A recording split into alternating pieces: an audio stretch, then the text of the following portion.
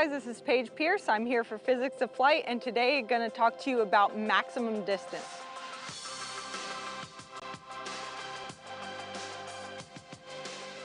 Now, what I'm doing when I'm throwing max distance is I'm throwing a really overstable long-range disc that's fast, so my Ballista Pros, on a nice angle like this.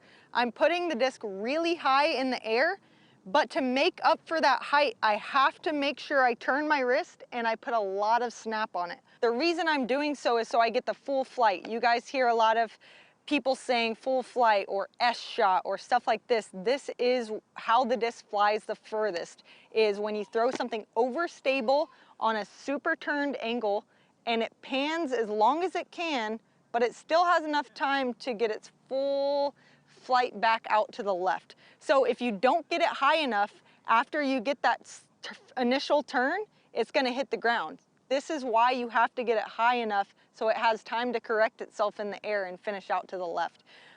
For me, I'm aiming really far at the left side of the fairway on that angle, so I have the entire middle and right side of the fairway to make the disc stretch before it comes back to the left. So one thing that's really important when you're throwing for max distance is the wind. What is it doing?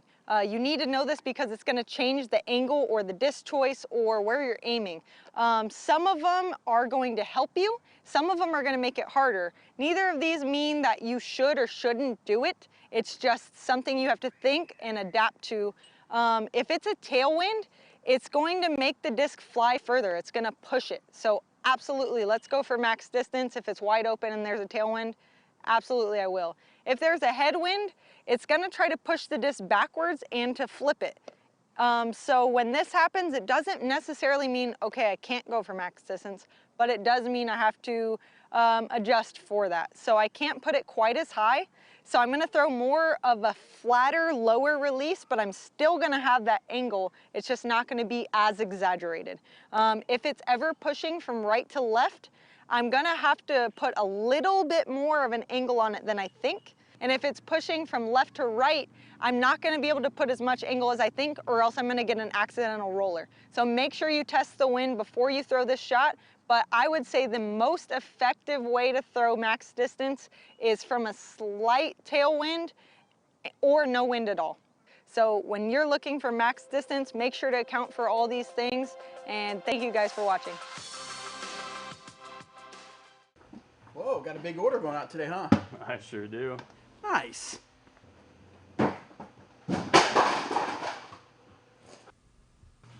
Hey, Danny, what you working on? Just a new website. It's looking pretty good. Nice. I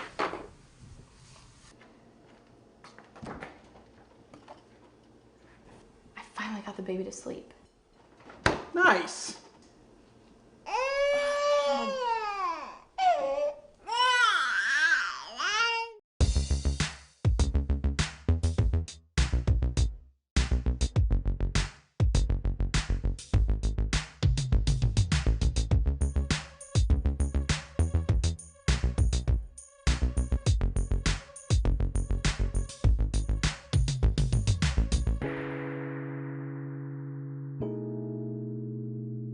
Hey everybody, welcome to this episode of the Disc Golf Answer Man. Damon asks about discs. I am recently Yep. How do you spell that? I was recently practicing putting and included my 2 Westside harps into the stack to get more repetitions in. I really enjoyed putting with these discs over my standard putters, which are P2s. Great. Because they felt better in my hand. My question is there anything wrong with putting with a Speed 4 disc? Or could you suggest a more traditional putting putter that feels similar and maybe less overstable? Suspect.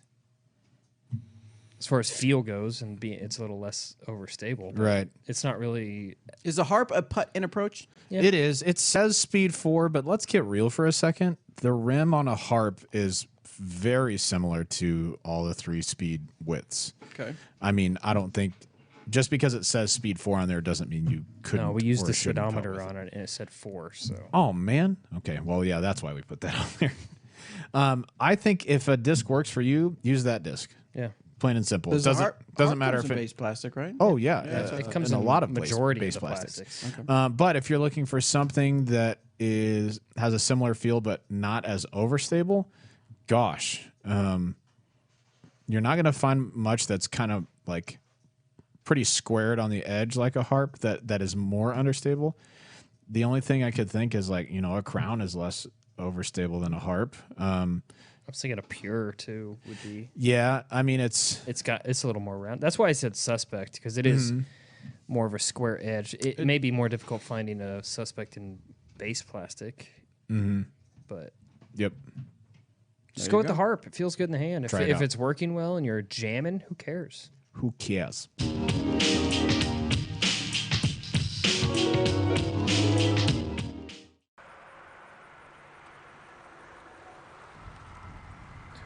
Excuse me, sir.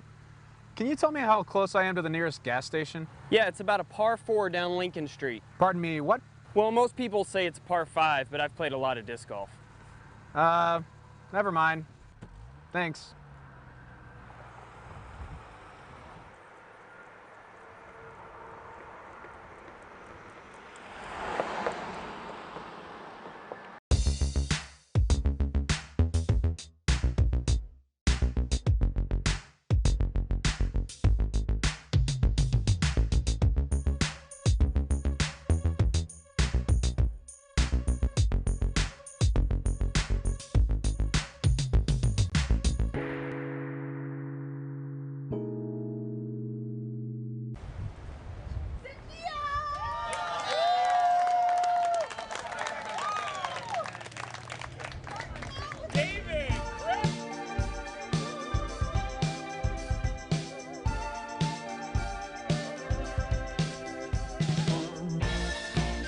Oakley has absolutely put the perfect angle on this. Just needs a skip. Just needs an ace. Oh my goodness, almost runs it in the basket.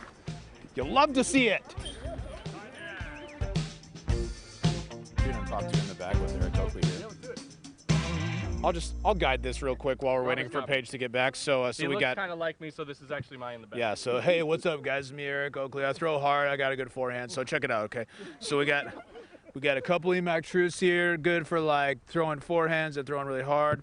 Then we got Felon, this one's cool. Then we got a Raider. I really like the Raider. I wish it was in Lucid, and I'll get it sometime. So that's just me, Eric Oakley.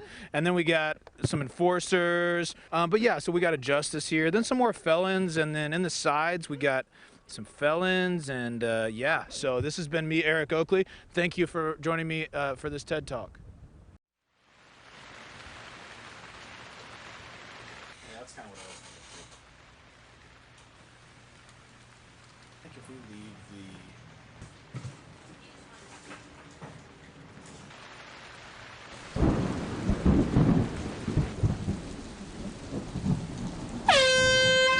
Yeah, I'm gonna have to call you back.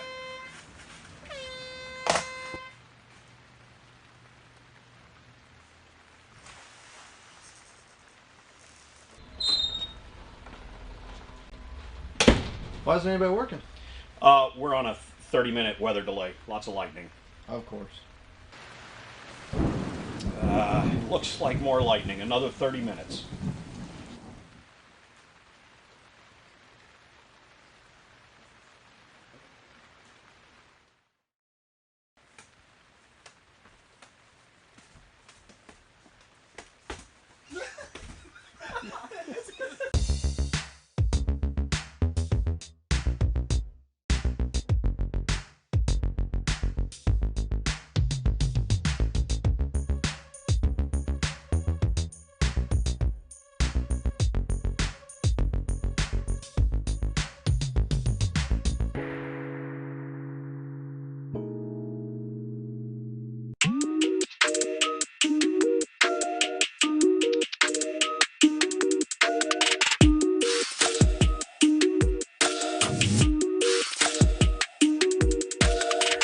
My name is Brian Earhart. We are at the 2019 Memorial Championships in Scottsdale, Arizona, and let me show you some of the stuff I'll be throwing this week.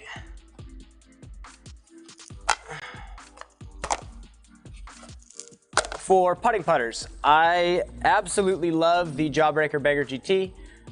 This is the best putter I've ever touched. It's completely changed the way I approach putting. As you can see, there's kind of a groove around the outside of it where the thumb fits. I never have to think about where my thumb's going. The stability is perfectly stable to overstable. I actually drive with one as well. I have this sweet ESP Swirl MJ Banger GT. Probably the best driving putter I've also ever touched. For approach putters, I love the Zone. It's probably my favorite disc in the Discraft lineup. I throw it for pretty much all of my sidearm approaches. The best part about it is you can throw it hard. It's overstable, but you can get it to land really soft. I love the Z Flex Zone. The fact that the plastic is gummy, if you do hit a tree, it doesn't go far. You can also get it to land super soft. When the wind picks up, I'm gonna be throwing a Crystal Zone, a new addition to my bag actually. Very flat, almost concave top, and it's super overstable. So I can throw it hard anhyzer forehand and it'll flatten out and slow fade at the end. So probably again, the best forehand mid-range disc or forehand approach disc I've ever touched. Moving into my mid-ranges. Since the courses are so long this week, I'm not going to be throwing too many mid-ranges off the tee, but I do have 3 that I'll be throwing for approaches. First one's going to be an ESP Comet. Perfect, glidey, stable to understable mid-range. I'm going to be throwing it whenever I need a long turnover, if I have a tailwind, or if I need some sort of niche forehand shot. Next one that I'm going to be throwing quite a bit this week is a ESP Swirl Buzz. This is just perfect neutral stability for a backhand or a forehand, really. I can hit this thing really hard and flat, and then I'll get a subtle fade at the end. If I want to put some anhyzer on it, it'll hold it and subtle fade to flat. Just a perfect neutral stability mid-range. And then when the wind picks up, I will be throwing a Z Buzz OS. This specific Buzz OS is super flat and stiff, super good in the wind. I can throw this hard forehand and pretty much get the same flight that I'll get out of a zone, but just maybe an extra 20, 30 feet. So really perfect overstable mid-range here. Moving into my fairway drivers. First one I want to show you is a disc they don't make anymore, but it's probably my favorite fairway driver that they have ever made, is the ESP XL. I can throw this very similar to how I throw my Comets, and I can get a pretty frozen rope, subtle hyzer flip flight for about 400 to 450 feet. I throw this a lot in the woods, but again, if I have a tailwind out here and I need something to go straight, I'll be throwing that. For rollers, I like throwing the Z Heat. This is a stable to understable driver. I like the domey ones that kind of have a pop top to them. Mainly throwing these for rollers, maybe not on these courses with all the water. But in the woods, I throw these a lot. I throw a lot of little flip-up sidearms with these. Awesome utility disc to have. And then a new addition to my bag is the Test Flight Z Raptor. I like to call this a overstable disc that likes to land soft. So for a backhand, I love throwing it hard and flat into the wind. I can get a dead straight flight, high speed, and it still has that hard cut at the end. If you put a little bit of anhyzer on it, you can actually get it to land very softly like a mid-range or even a straight fairway driver. Now on to my Vultures. This is probably my favorite disc that they've ever made. Fantastic fairway driver, very neutral stability. This one that I'm holding right here is the oldest one in my bag. I've been throwing these since they came out, the Austin Turner ESP Vultures. They fly almost as far as a distance driver, but with a ton more control and less side-to-side movement when you throw it hard. So this is my flippiest one. Medium stability is going to be my Big Z Vulture. This one used to be pretty overstable when I first started throwing it, but now I can get it to kind of ride flat and fade subtly at the end. And then a new addition is this First Run Z Vulture. So this one is pretty stiff and it has a little bit of a dome to it. And I've heard that these are nice and overstable when you throw them hard. So excited to get this one out there. Moving into my faster drivers. This is a Z Machete. I use this mainly for just hard sidearm approaches, spike hyzers, flex sidearms, super overstable, very little glide. Awesome utility disc to have in the bag, especially if you are a sidearm player.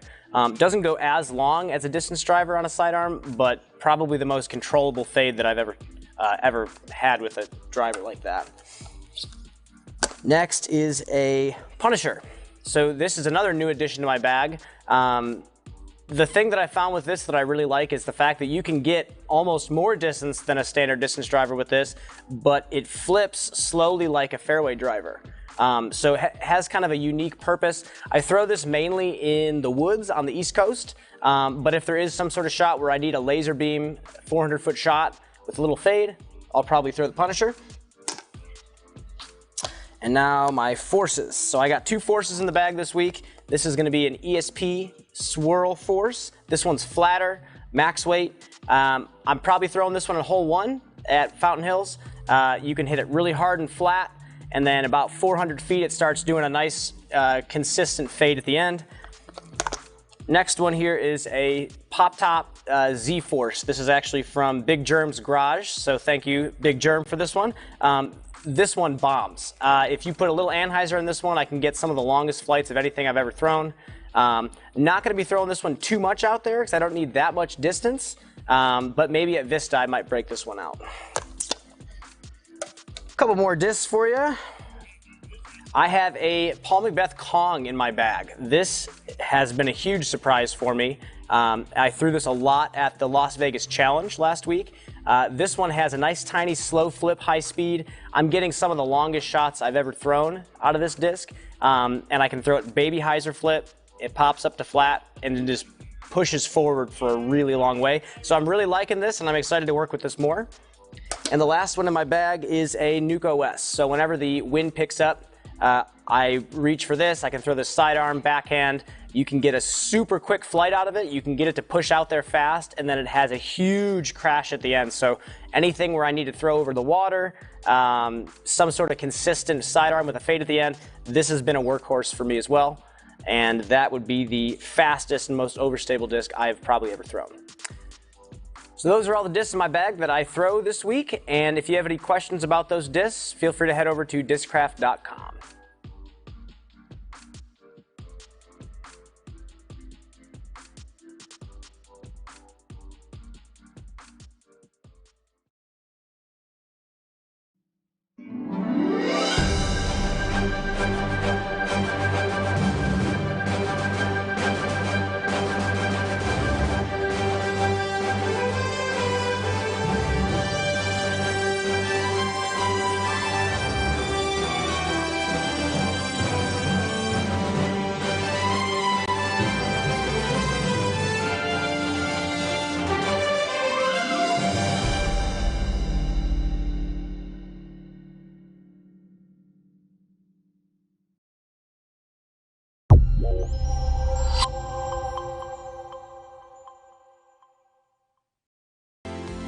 This is the first run IPA. Come visit us in Bend. You'll get fresh beer, you'll get some hospitality, and I guarantee you'll either see Val, Justin, or I. Fresh as you can get it, right here.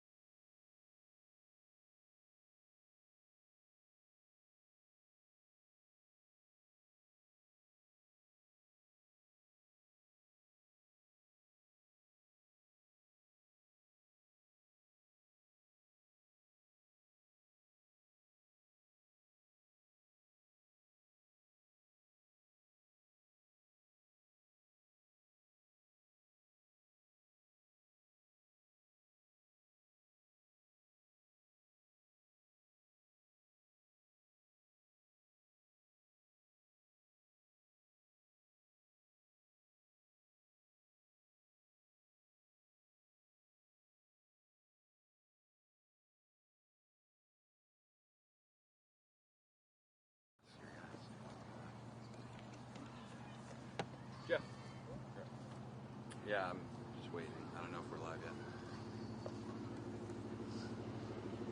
Johnny, how much time do we got?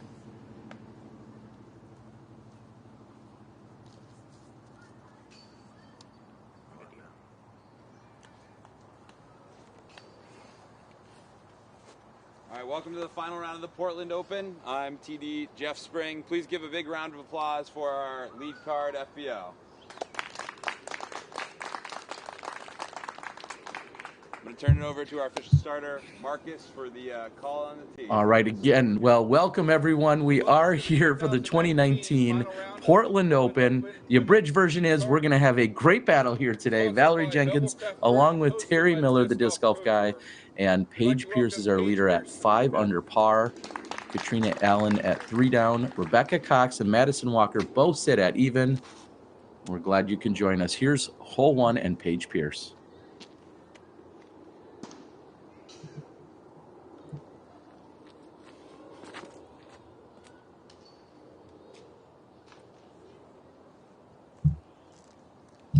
Next up, we'd like to invite Katrina Allen.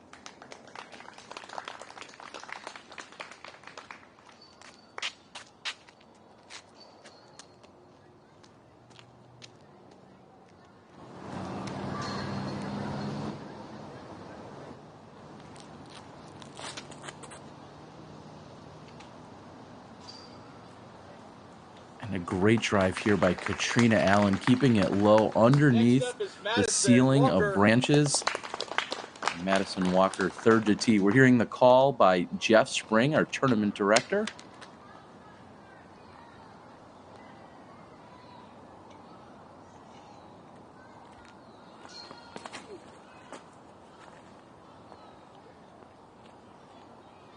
Madison had the hot score yesterday at 4 down.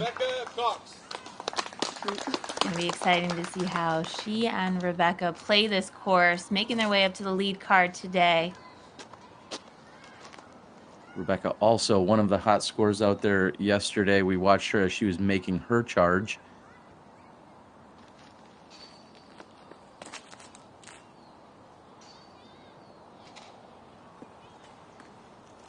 Good luck, ladies. And we'll see you down the fairway after a word from these sponsors. Let Dynamic Discs help distinguish the winners at your next event. We've got many options from a mini disc to a full-size disc, and we can do custom wrapped baskets from the micro recruit all the way up to a veteran. We can help design your trophies, and we have discounted prices on larger orders. Our designs feature sharp graphics and vibrant colors. We have what it takes to set your event's winners apart from their bags to their backyards. Learn all the ways we can help at dynamicdiscs.com.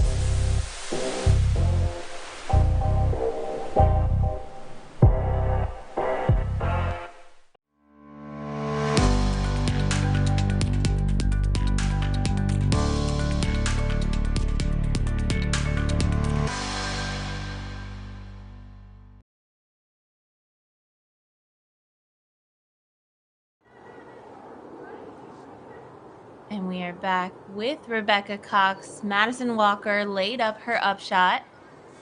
And it looks like a layup here for Rebecca.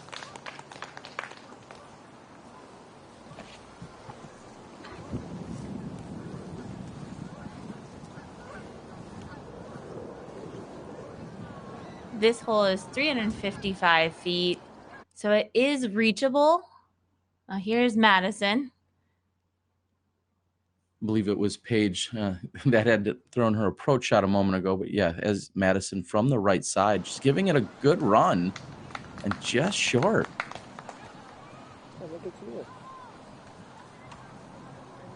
This hole is reachable, as I was saying, but it has that low ceiling, so it's tough to get it close enough to the basket. But we see that Katrina Allen. She's putting here for birdie. Nice drive. Let's see if she can get off to a hot start here.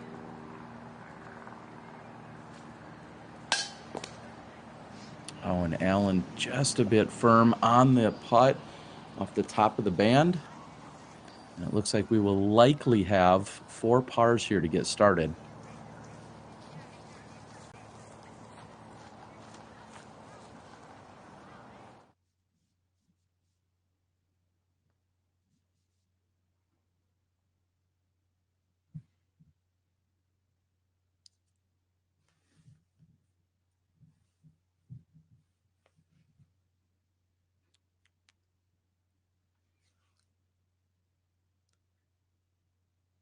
Looks like our lead card will all be tapping in. Everyone remains at the scores they started with. That 2-stroke advantage for Paige Pierce. That's Paige with the great approach. We're going to move over, take a look at hole preview of hole number 2. Hole 2 is a par 3, 425 feet. We see that there's an OB on the left and the right. There's an OB wall that prevents players from skipping out on that side, but you've got the tall grass on the left. We see players throwing up the gut shot like we saw yesterday. I think that's the easiest way to get the distance to reach the basket. I know there's a turnover shot, which increases the flight distance. But we did see Katrina Allen the last 2 rounds throwing the roller shot. It's a really good play, especially with that OB wall preventing her from rolling into the road out of bounds. So it'll be interesting to see the shots that the players take today. You know, Paige has that distance, so I think she's going for the up the gut shot.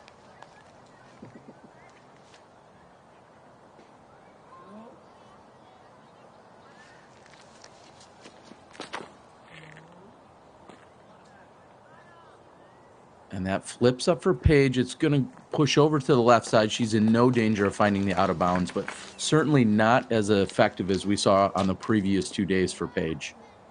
Yeah, I'm not sure if that was a misfire or if she was choosing to go that route, but I was risking it on the OB on the left side. In the last 2 rounds, we watched Katrina go with the roller, and that's not going to stand up enough for her. That's headed out of bounds. The last 2 days, we watched that stand up and actually curl over to the right side with no problem. I believe it might have been a different disc than the previous 2 days, so I'm not sure if she was just trying to adjust for the stability of that disc, but it did not stand up fast enough, and she is out of bounds. And here's Madison Walker, who's really been developing her backhand, but this one she just puts too much power on, and she goes out into the road, and that is out of bounds. This really just makes the whole play so much longer going for that turnover shot. I'm really surprised with the play that Madison did there. Let's see if Rebecca can show everyone how this hole needs to be played. And I like it. It's pushing up the right side center of the fairway, outside of circle 2, but safe. We'll see you at the basket.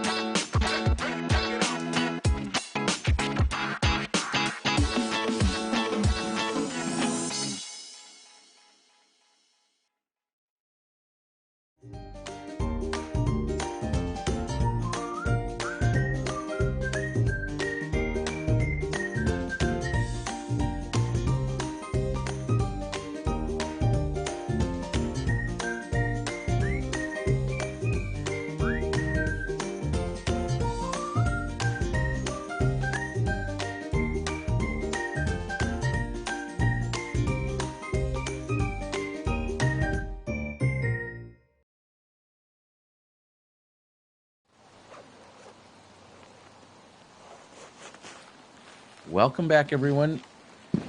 We are here on hole number 2, and Val, you promised no rain this morning. What's going on? We We are seeing the raindrops starting to fall, and hopefully this is just a little cloud just rolling through. There's a reason that Portland, Oregon is so green and so beautiful. They do get rain. So hopefully this isn't too much for the players to deal with for too long. It is definitely in the forecast for this afternoon, and Katrina throwing a great forehand, coming up just short of the pin. Katrina hoping to minimize the damage here by just taking a bogey 4. Yeah, this is one of the easier holes as we get into the middle of the course. I feel like just the OBs get a little bit more difficult, and we've got 2 out of bounds tee shots. So we're going to see some scores changing up here just on the second hole. Got a little battle going on with Paige and Katrina. We got Madison and Rebecca tied. So those 2 battles are going to start heating up here. And the name of the game is just keeping your shots in bounds, minimizing those errors. Those words could be used on this course and literally every single course and tournament around the world. If you can minimize those errors, you're going to be doing all right. Madison just checking where last place she crossed in bounds.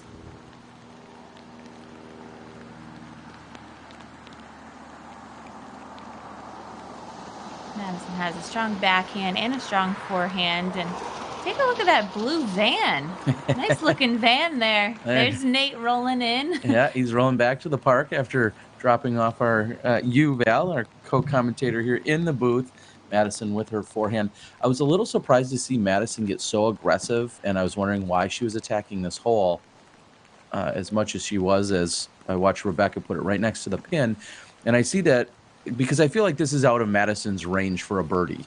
You know, she has good distance, but that 425 distance, I feel like she has to execute almost a perfect drive for her to be able to get herself inside the circle.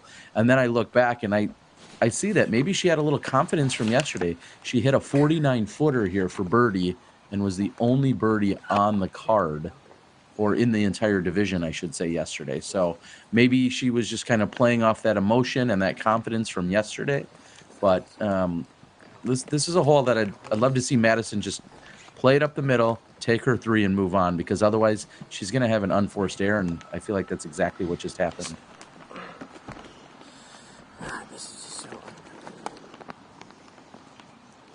Trying to just get a little bit too aggressive. That's when the OBs really come into play. And there is Katrina for her bogey. She had good looks at birdie in the previous 2 rounds, but I think that just happens as the pressure creeps in. It's like we got a few more putts. We got Madison behind the umbrella. You saw her head pop out there. And the umbrellas are out, and the rain is falling.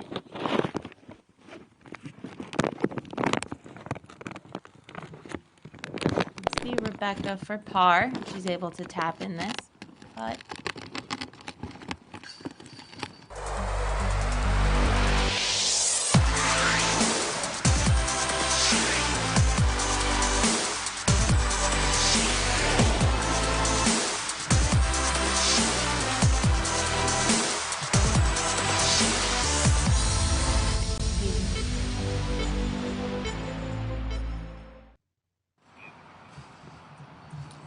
if you saw there in the small picture, Paige misses that putt, bogeys the hole. I mean, internal mic. Where we thought she was going to get another stroke on Katrina. Wow. Yeah. So, yeah, that's a game of disc golf. It is very surprising, and I have to pick my jaw up. I'm really surprised to see that by Paige Pierce. They're going to move over to hole 3, and what do they need to do here, Val? Hole 3, it's a par 4, 550 feet. So it starts off with a placement drive, landing. You're hoping to land around here, because now you get a really good look at the tunnel that you have to weave through toward the basket. So it's 2 shots. If you're not in the perfect position, you're going to lay up right here, and then you got your up shot to the basket for an easy par.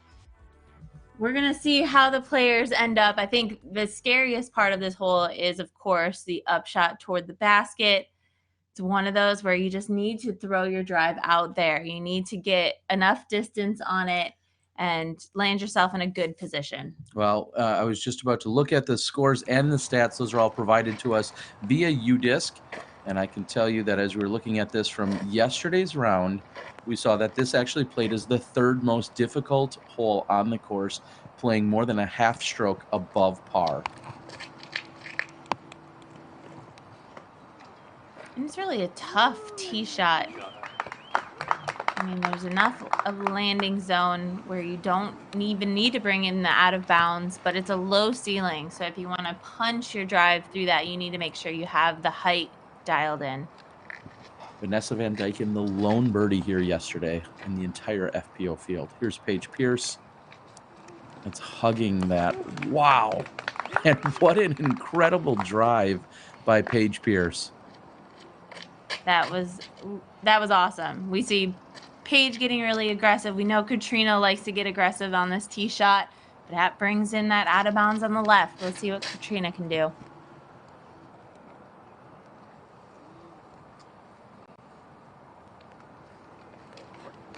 And that's not bad. She's still in the center of the fairway. She'll have a good look for her upshot.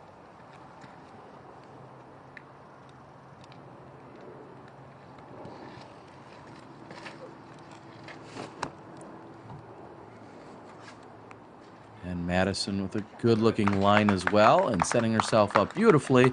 We'll see you in a moment.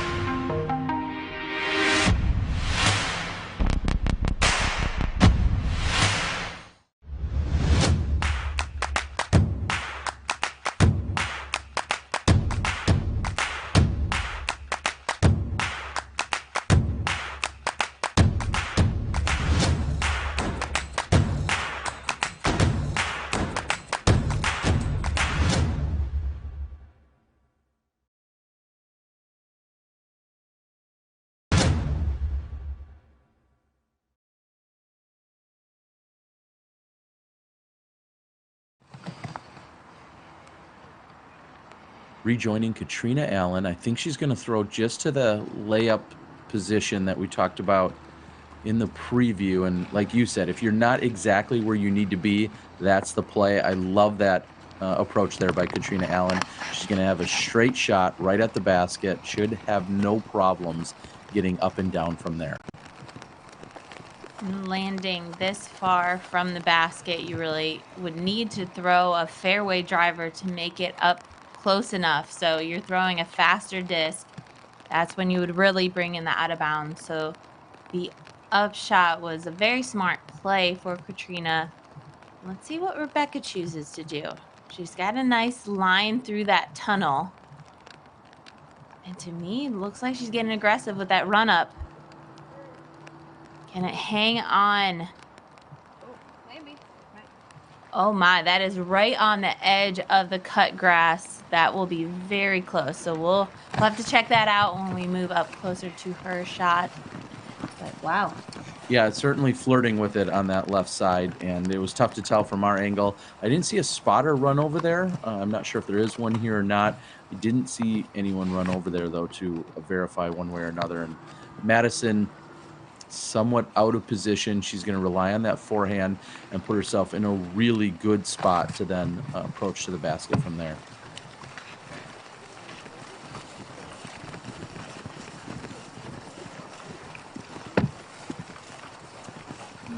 The women have been getting pretty lucky with the weather the past 2 days. So these are the first raindrops that they're seeing during their round. And here's the smart play by Paige. She just laying up. She threw past the tunnel, past the opening. We saw her with a few troubles yesterday. She actually tried to go through the two bushes that are in the out of bounds and got hung up, had to throw a second shot. So not even trying to bring the OB into play today. Yeah, certainly a more conservative approach here by Paige this morning. You see Junior the squirrel in the fairway next to the basket. And good upshot by Katrina.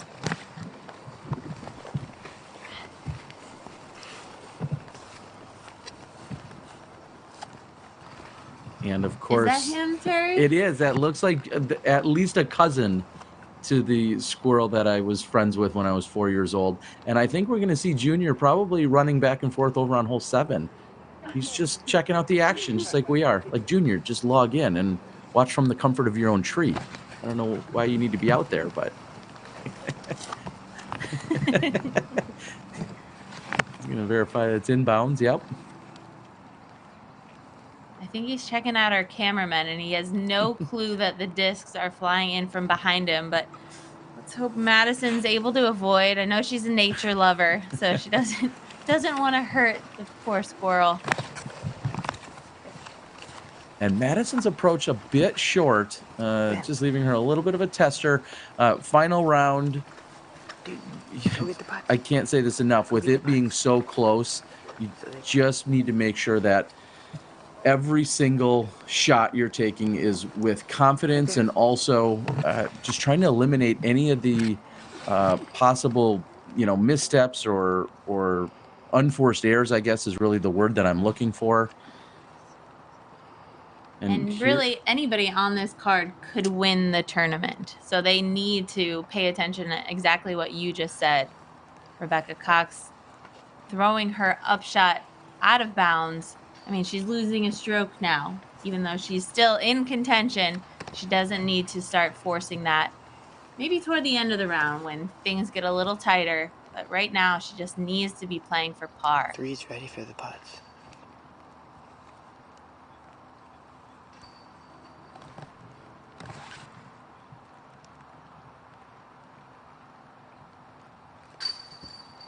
Solid putt by Madison. So it looks like she's feeling her stroke and very confident putt there. That's great to see. And we know that Madison, of course, had a really solid performance as she was closing out the San Francisco Open just a couple weeks ago.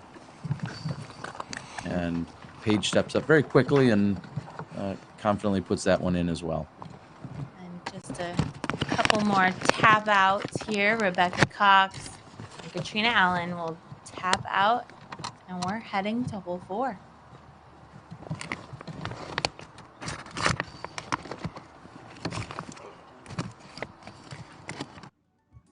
So hole 4, it's a par 3, 295 feet. So definitely within the distance range for these players to throw some park jobs, hopefully. But we've got out of bounds on the left and the right-hand side. And the basket is very tight to the OB up there. So it's about 20 feet on the left-hand side.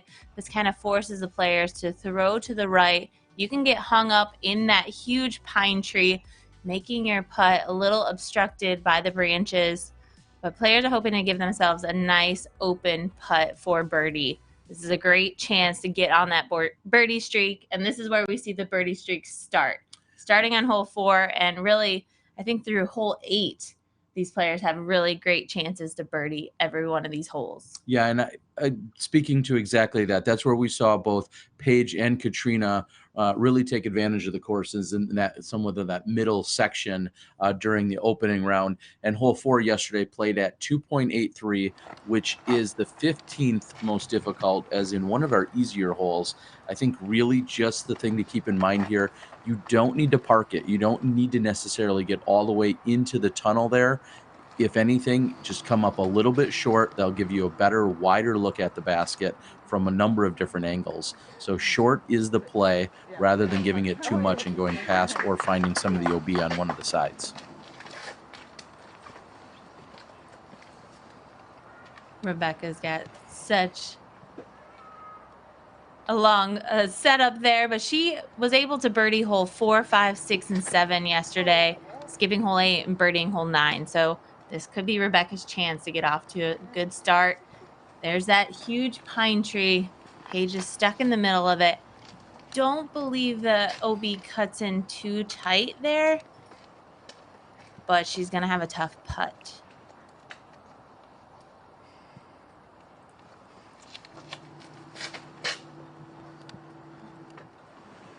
And Katrina's flips up, and what a great ride. It does come up to that right side. She should be okay there. Yeah, she's just on the edge, so I think a straddle putt will give her an open look.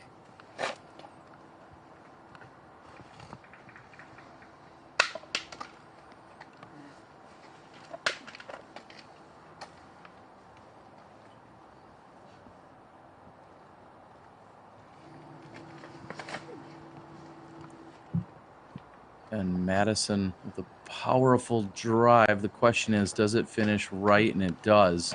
That's going to be trouble. We'll see you guys in a moment. Are you obsessed with disc golf? If so, this is for you. DiscGolfBoxes.com. Premium handpicked products shipped to your door every month. It's easy. 1. Pick your box size, the par, birdie, or ace. 2. Choose the brand of disc you would like. 3. Fill out the survey so we know exactly what you like.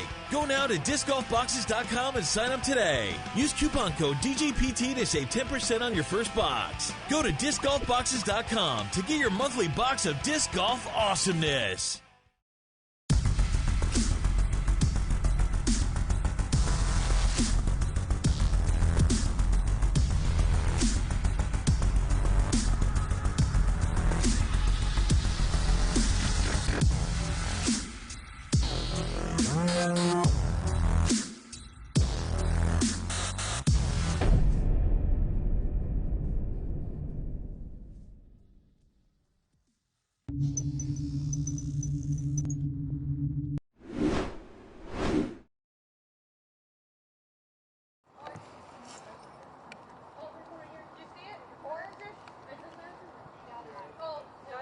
Welcome back. We are on the right side of the fairway.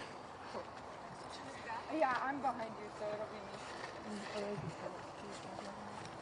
me. It's as if everyone's been located, and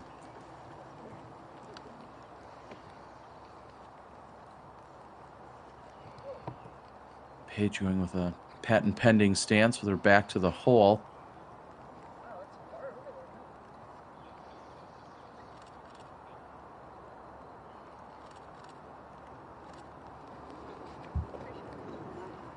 Great approach. Extremely fortunate that she's able to get reaching out of those trees. Let's see if Madison is able to at least get her arm outside of that tree, because I don't think there's any window.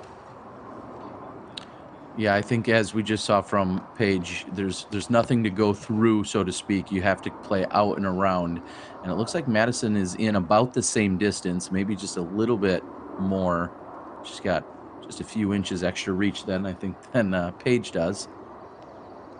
And this is where yoga comes into play. Being able to be flexible, being able to get in these tricky situations and get yourself out.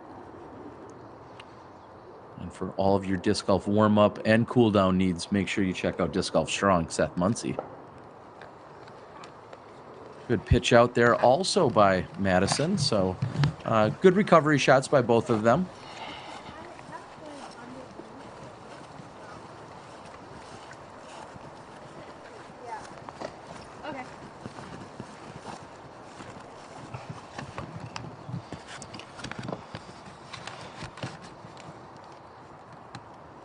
Rebecca is marking her lie about a foot from the out of bounds, so she is safe.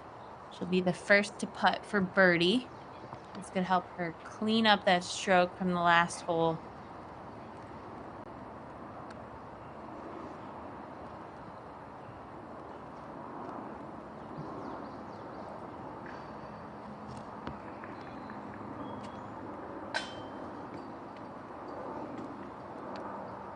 Just a bit strong, hitting the top of the basket.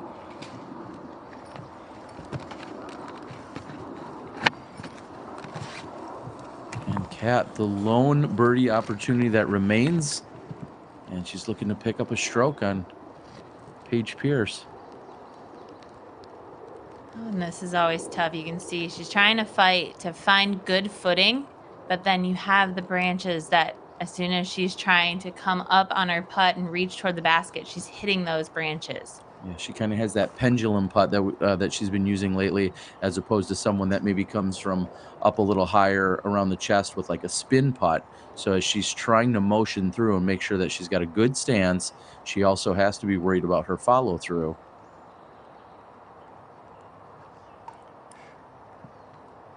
She's about 22 and a half feet.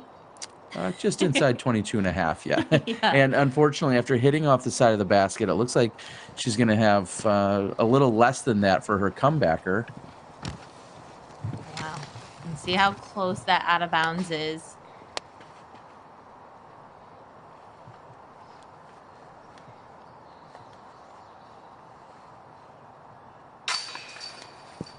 And she'll put in for the par.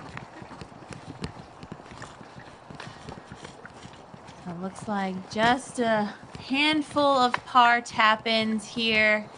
Nothing too exciting. No real movement here on the card. And no out of bounds. That's good. That as well. So we are heading our way over to hole 5. Hole 5, it's a par 3, 96 meters for all our players watching overseas and everyone else, I guess, besides US. You got it. Measuring in meters, but we're going to be traveling our way down the fairway. First off, we have the side hill on the right-hand side, which forces players to utilize the left-hand side of the fairway. We tend to see the turnover shots or a straight shot with a understable disc to find themselves finishing on the right-hand side of the fairway. As we move up closer to the basket, the OB comes in hot on the left-hand side, sloping down into the out of bounds, so the discs pool that way. So we want to see the players finishing off to the right-hand side, and it's another chance for birdie. Well, it is. And one of the most interesting stats that we can find out on UDisc, on the opening round, this played as the 5th most difficult hole on the course. And then yesterday, it played in a very different nature. And I was thinking that it came in, I had it a moment ago, I apologize.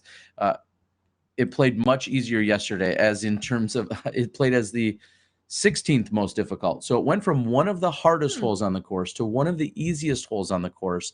And what that really says to me is adjustment. You know, some players were going out there during the first round. Maybe they didn't know exactly how they wanted to attack the hole, or if they were going to even play safe or go for it. And clearly by day 2, there was a major adjustment. To go from one of the most difficult to one of the easiest is such a huge swing.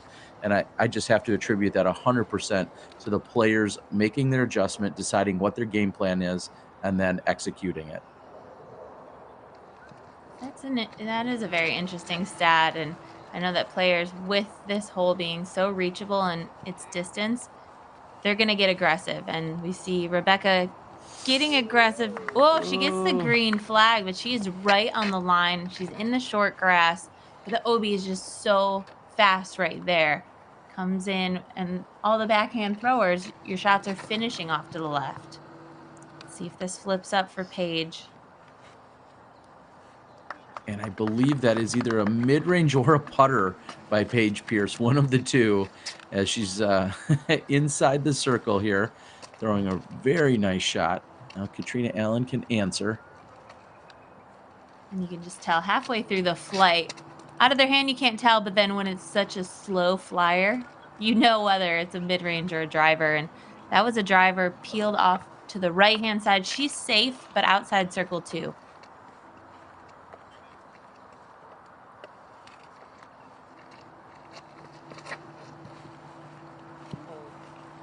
Madison really trusting the backhand. And what a great shot. That's the first player we've seen all weekend to go past it. Let's take another look at it. What a great play by Madison, using the full flight of her disc, trusting that it's going to turn over, getting enough air around it, and bringing it in with that perfect amount of stability.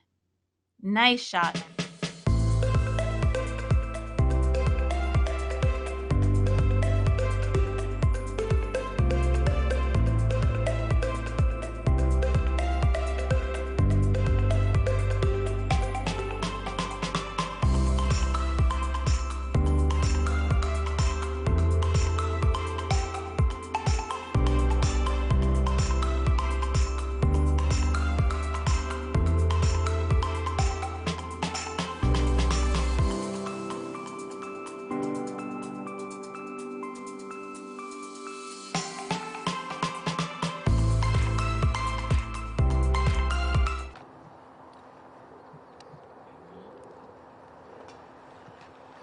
coming back as we see Katrina Allen right next to the pin.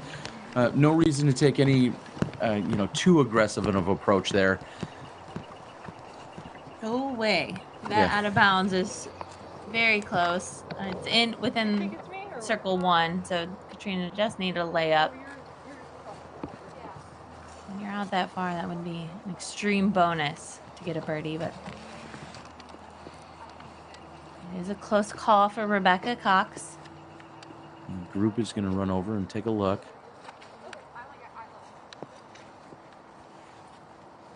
Looks like we've got young Vinny, Kelvin Heimberg on the bag for Madison.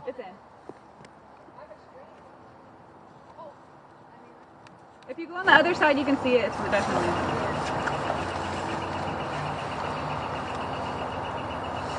Either stake, I think it's in. There's 2 stakes right there. Isn't that weird? Where cat is, there's 2 stakes.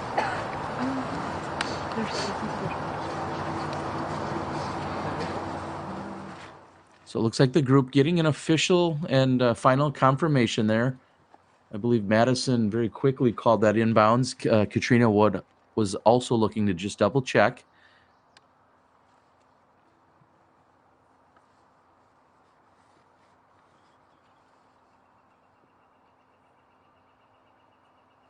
Living on the edge again. Rebecca needs to give herself a little bit more buffer. Take the pressure off, but another big putt. Let's hope she can capitalize on this. Oh, and right side. So unfortunately, now we just have Paige Pierce. This is for birdie. And Paige. When I need to check the wind, I just let out my hair. Sorry. Disc golf is 90%. I didn't know where I was going to go because I thought you were going to go to it, and then I wish I went to center. If you want to make new friends on the course, pick up someone's disc in the fairway by accident. Yeah, no. Stay getting birdies, my friends.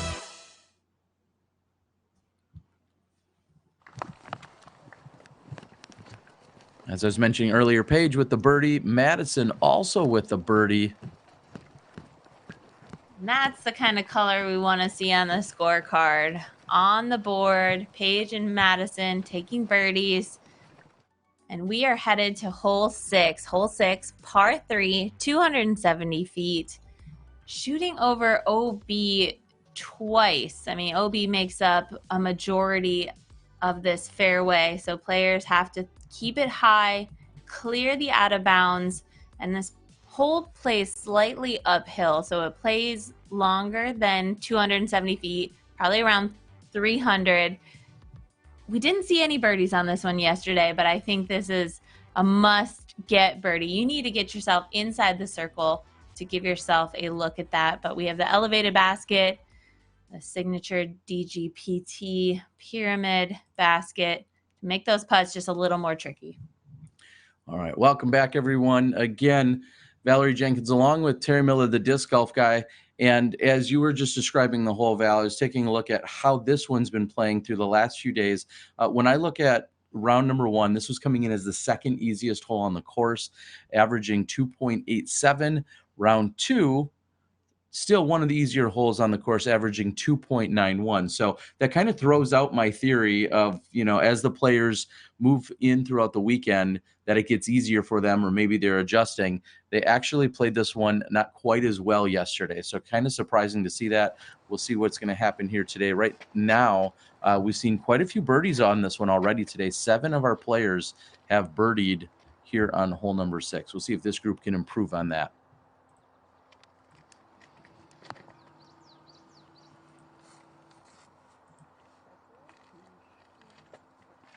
Not enough turn, but a good amount of height. She's going to be inside the circle. It's not an incredibly difficult hole, but you just have to make sure you clear the out of bounds, that you're throwing it far enough to clear that. Unless you get hung up by the bush. We're not able to see if that punched through there to land herself inbounds.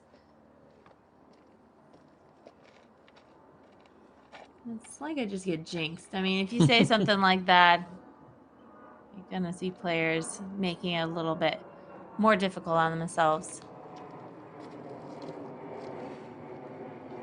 Very direct approach here by Rebecca. That's going to finish just left of the pin, almost pin high. The gallery approves.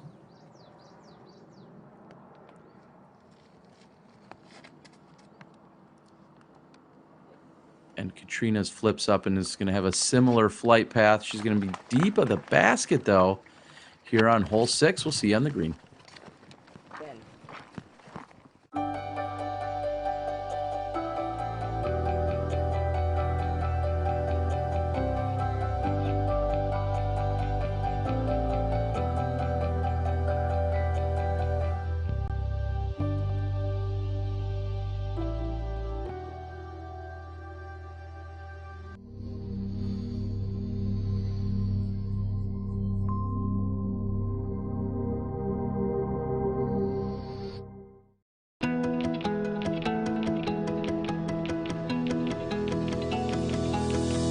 Disc golf is a relatively young sport, but its popularity makes it one of the fastest growing pastimes in the world. The PDGA is a not-for-profit, worldwide player organization dedicated to promoting the sport. Like a long drive off the tee, disc golf is soaring. So don't just be a witness to disc golf's explosive growth, be a part of it. Join the PDGA.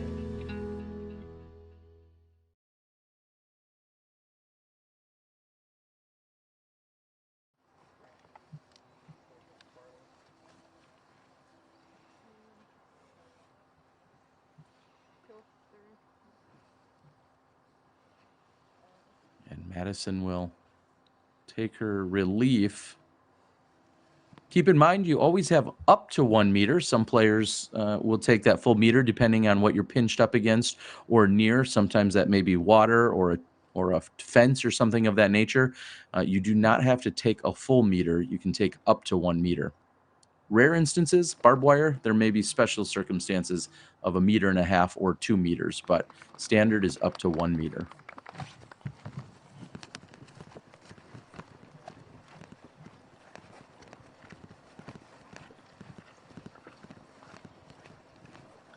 So as we see the players walking up toward the basket, we've got some big putts ahead of us. And so nobody's really making a move just yet. Things are starting off really slow, not giving us a ton to talk about. But things are just happening. We're waiting to see which player is going to take the lead, which player is going to shoot the best round today. Really, it's still anyone's game. It's a matter of hitting your lines and making putts just like this. So Katrina Allen, first to putt for birdie.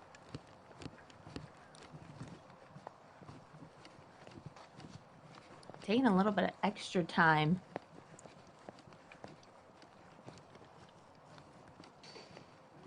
Oh, and she settles in, and a great putt by Katrina Allen.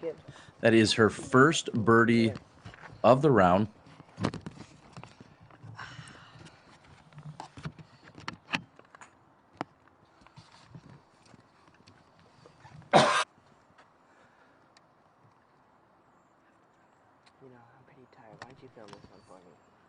Oh, and Pierce right side. A little bit closer than we just saw from Allen, so she doesn't answer. And now here's Rebecca Cox. Rebecca has a perfectly clean scorecard thus far, no birdies or bogeys. We'll see if she can change that up.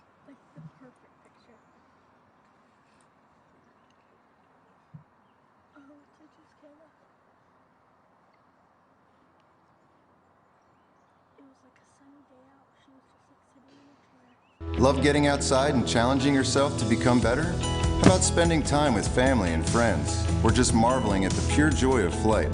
Then you've come to the right place at the right time. Join the PDGA.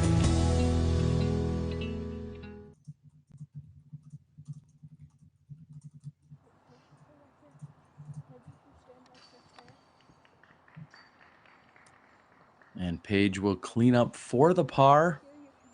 And Madison looking at taking a bogey. And we saw the hot scores pop up on The little side screen there. Hokum, Weiss shooting a couple under par, while the lead card now is finally getting under par with that hole. We're on to hole 7, par 5, 825 feet. Starts off with a huge drive down the middle, and the trees really make this just such a beautiful corridor. You want to land in the center to avoid getting hung up on the right-hand side. There's bigger trees on the left-hand side, more branches. It's really a 3-shot hole to get yourself to the basket. It's a little more tricky maneuvering through the trees as we get closer, but this is a good opportunity for birdie. We've seen a lot of players give it a great run. I think it's a soft par on this. Soft par. Well, that's a good way to put it. As we're looking at the previous 2 days, we can see what they've been doing, and they've been coming in under par. Yesterday, it played at 4.87. 35% of our field took the birdie here. So that certainly goes to exactly what you were just mentioning, that it may come in as a soft par. Interestingly enough, it averaged almost a half a stroke more than that during the opening round. So it was playing as one of the tougher holes with only 17%. So literally double the amount of women birdied it yesterday than they did on the opening round. And so we'll see how the numbers shake out here today. Rebecca Cox still first on the box. Clean round going. Pars and then getting her first birdie on that hole. Middle of fairway, not getting a ton of distance, but she's going to be sitting all right, hoping to make up that distance on the second shot.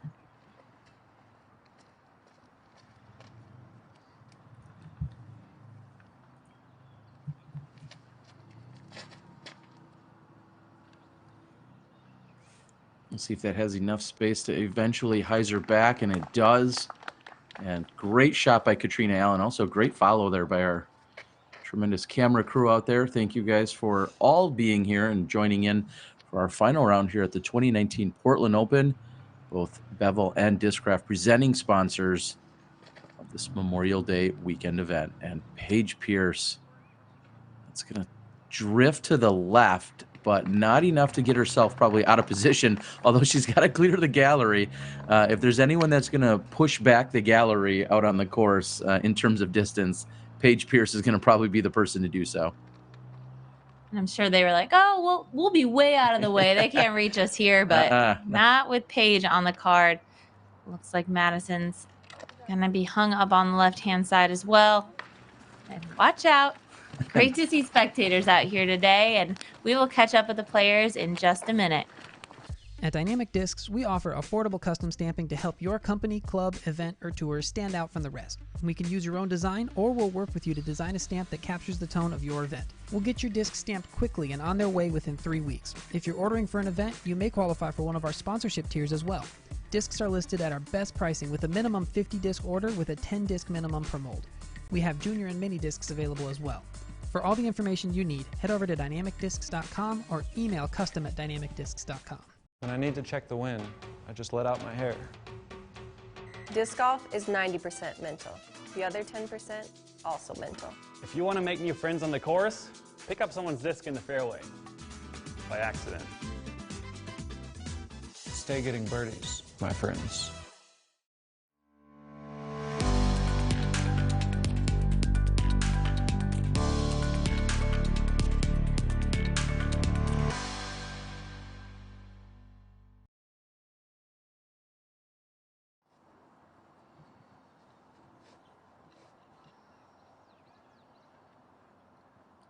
We are back with Rebecca Cox. Shortest off the tee, almost a worm burner, but she's got a lot of hole still left. This is an 825-foot hole. She's trying to cover plenty of ground here. That's a pretty good shot. You can't get too wild or squirrely here with this particular drive at any point because you have that low ceiling. You also have to be concerned with the OB on that far right side and even the less than ideal positioning you find on the left side. does open up. We'll see what Paige has on that left-hand side. I know the trees are a little bit bigger over there, spaced out a little bit differently. Let's see if she'll have a window, but I know that they're just much bigger. There's a couple Douglas firs where the branches go straight down to the ground, so that can just be a huge obstacle to throw around. But first we have Madison Walker.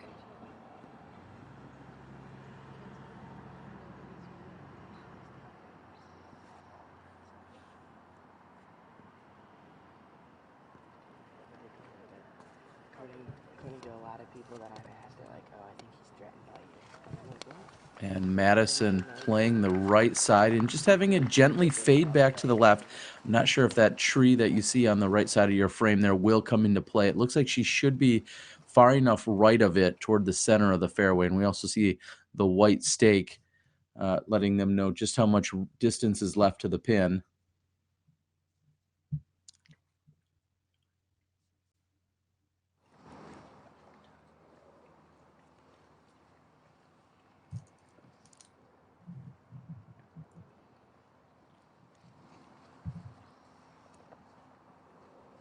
And Katrina is in near perfect position.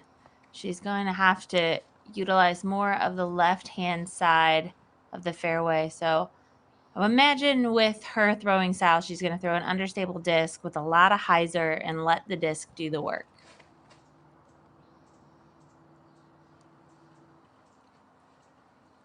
Keeping it low and getting some skip. That's a really good shot there by Katrina Allen. I'm sure she was a little scared. It does slightly go downhill toward the out of bounds, but she's plenty safe. That was a big crush as we pan back to the players. She's going to be even with the basket. And Paige trying to pick her line here after throwing by far the longest drive in the group. She's got about 100 lines she can choose. Look at all the trees that are in her way. But which gap is going to allow her to get the farthest distance up the fairway?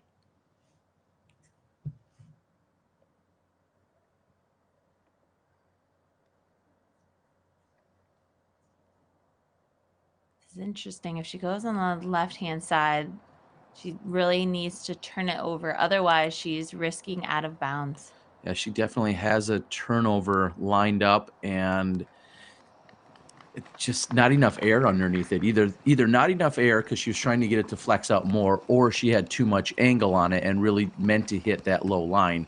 Either way, it looks like it wasn't her best effort. So maybe not able to capitalize on just how good of a tee shot that really was. However, she had plenty of distance. We'll see. She still may be able to get herself into a birdie position here on this 875-foot hole. Is that what we're looking at? 875, 825? Anything over 800, yeah, it's a long way. And you've got a couple of drives to get yourself into where you're throwing an upshot and making a putt. So we still have a big drive from Rebecca Cox to get herself closer to the basket. But I remember...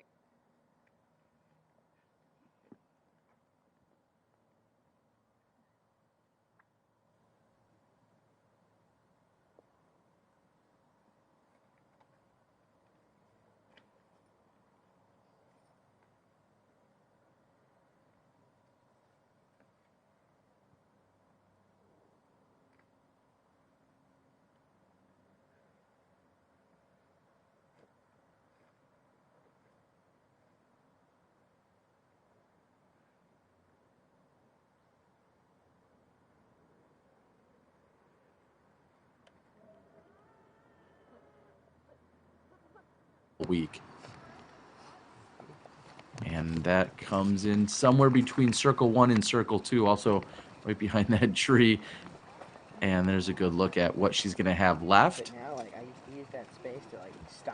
That's a good shot. Finding that window. I mean, she had to throw it so low, turn it up, and fight her way to the basket. So she's going to have a look at birdie on this par 5. Well, and I'm going to take a quick look at what appear to be our hot scores thus far as our players are moving down the fairway. Paige Bjerkes, Sarah Holcomb, Jessica Weiss, and Lauren Butler, all at -2 on the round. So Paige Bierkus with a clean scorecard, 2 birdies, no bogeys thus far. And Sarah Holcomb, she has 3 birdies and a single bogey, as does Jessica Weiss.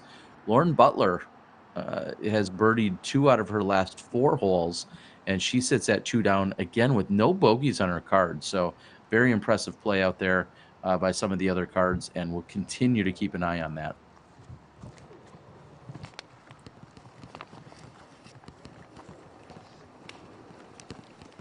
And style points on the spin after Madison threw, but that's not the shot she was looking for.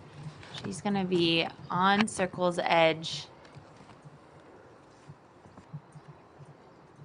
And another tricky shot is lined up for Paige.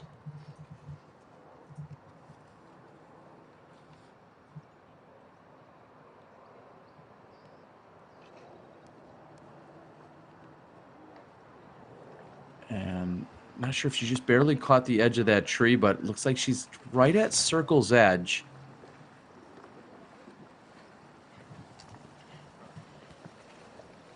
And the rest of the group continue to move down. We'd like to thank everyone for joining us here today and being part of our 2019 Portland Open. Please like, share, and subscribe. Let everyone know you're watching live disc golf. I'd also love for you guys to post on social media. Just let us know how you're consuming it. If it is possibly the live YouTube feed or over Roku or any other option that's available. We know that we're continuing to develop more and more opportunities and ways for you guys to consume the action. So we're glad you're here and taking it all in here on this Monday, morning or afternoon, depending on where you're at in the country.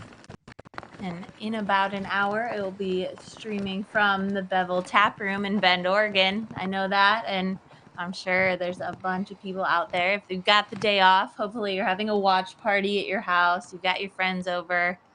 Or hopefully you're planning to come out to the event this afternoon.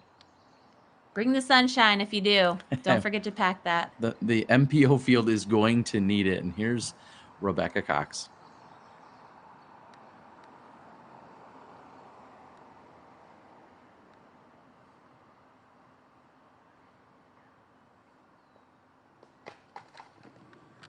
And Rebecca from outside the circle, not able to connect.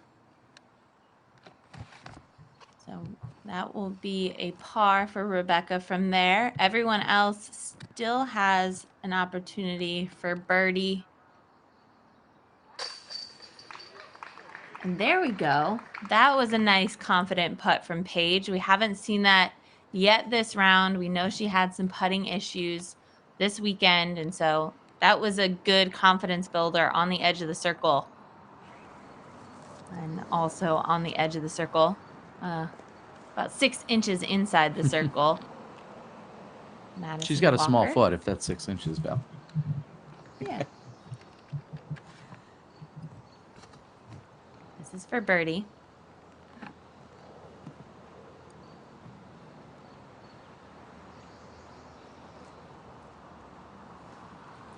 And Madison. It's interesting to see, and this has happened to me all too many times, and maybe to yourself. I don't know. You're a much better putter, but that off on her right side is the tree, and you're thinking, well, of course, there's no way I should hit that. That's not really even in my line whatsoever. And then when you see her lining up the putt, she coincidentally then misses to the right of the basket. Do you know what I mean? Like, that's the one place you would think I shouldn't miss to the right of. If anything, you're trying to avoid the tree, and you might think you would miss left, but instead she missed to the right. So maybe a slight lapse in concentration there by Madison. It's a big putt for par.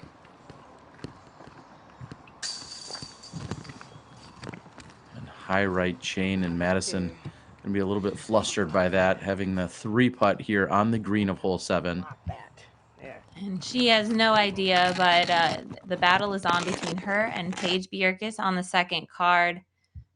And putts like that need to stay in if Madison wants to maintain that 4th place or work her way up.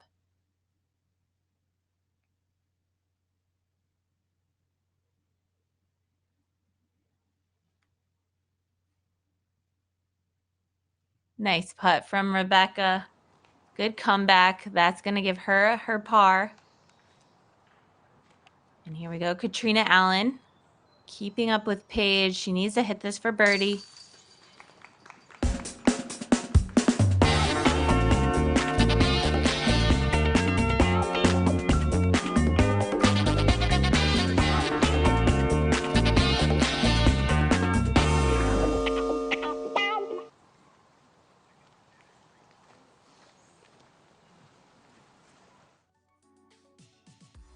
Hole 8, par 3, 315 feet. This one's just a tricky shot. So we did see some players lay up, and we can see the best view from the course map. So take a look at that landing zone, short side of the fairway. Near the drop zone would be the perfect ideal landing zone for the layup. Otherwise, look back at the drone. We're clearing the trees. You're throwing a turnover shot or a big sidearm and working your way from left to right to find yourself near and around the basket. Haven't seen anybody really pin this hole yet this weekend, but you can find yourself in a lot of trouble. You certainly can. Easy to find yourself over par. This hole is averaging about a quarter to a third of a stroke over par over the last 2 days. It's played very similar. And today, until we get to this lead card, we have yet to see a birdie here on hole number 8. It looks like we've caught up. Actually, this is Lisa Fakis throwing on hole number 9. This is what I would assume is her second shot. And looks like she's just past the basket. And a really good looking shot there by Lisa. It was fun to watch her in yesterday's round. She was on the lead card. Lisa is now shooting a 2 over today, not doing quite as well. Hopefully she just got a birdie 2 holes ago, so hopefully she's back on the swing of things. Hole 9, it's a par 4, so we just saw her beautiful upshot. So that's looking like a good birdie chance for her. And we are back. This is Kona Starpanis. Kona sits at +1 for the round and +5 overall. Started off the day in 7th place and now is dipped to 9th place. However, it looks like she's setting up for a birdie there on hole 9. And Jessica Weiss continues to shoot well as she's birdied 4 out of the last 6 and sits at 3 under for the round and 4 over overall. Katrina Allen's on the tee.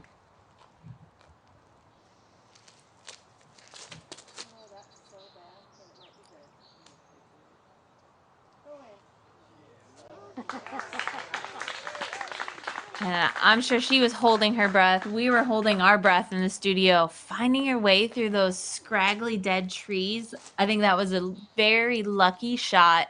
I know she didn't want to cut it that close.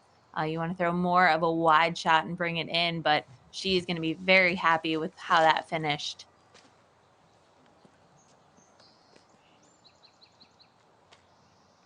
Oh, and yesterday we saw Paige Pierce come up short and find herself out of bounds, and it looks like she's made a very similar mistake here today.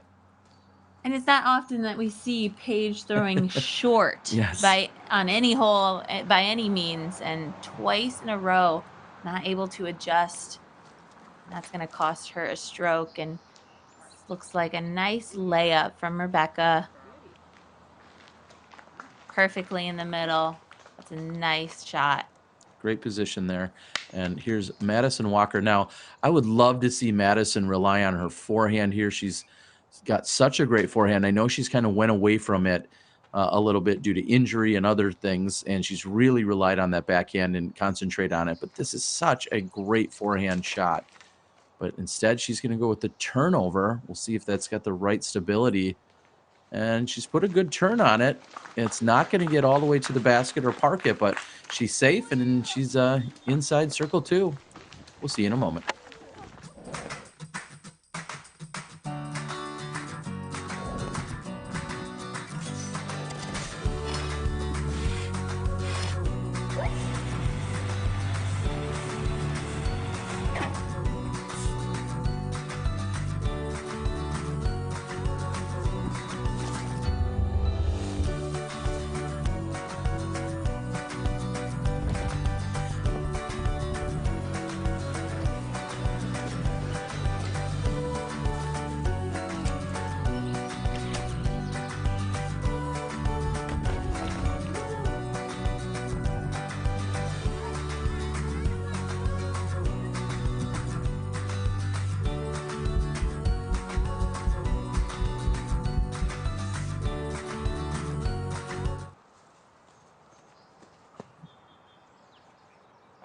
We are back just in time to catch Paige Pierce throwing her upshot from the drop zone.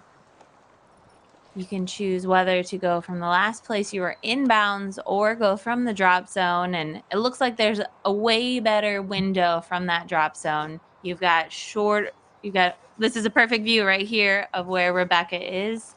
And she's just going to lay up, setting herself up for a par. And I'd be happy with a par on this hole too.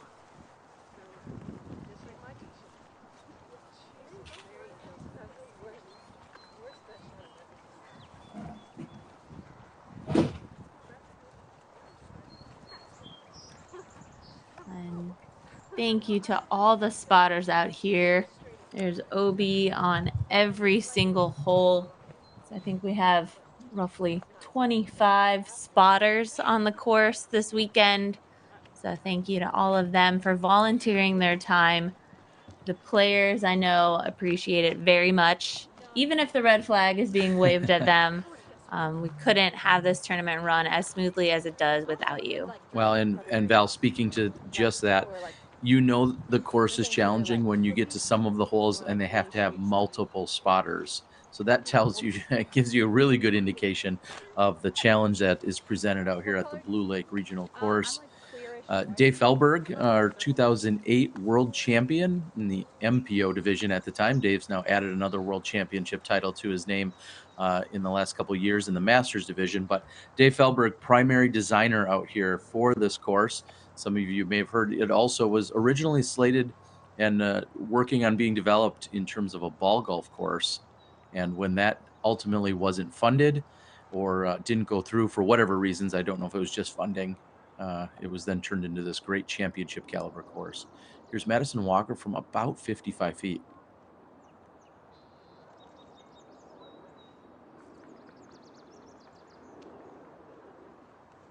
Good run. That would have been a bonus birdie if she was able to hit it from so far away, but she'll be happy with her par.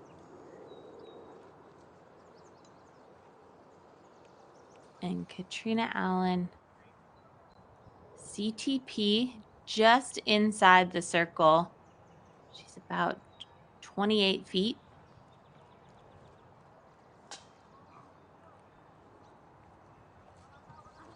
And not able to hit the birdie, but she will still gain a stroke on Paige.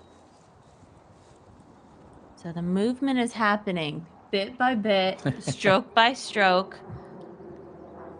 Yeah, we will see that likely by the end of this hole, we'll have Paige Pierce will go back to the 5 under, which is where she started the round, and Katrina Allen will remain at 4 under, pulling herself within 1.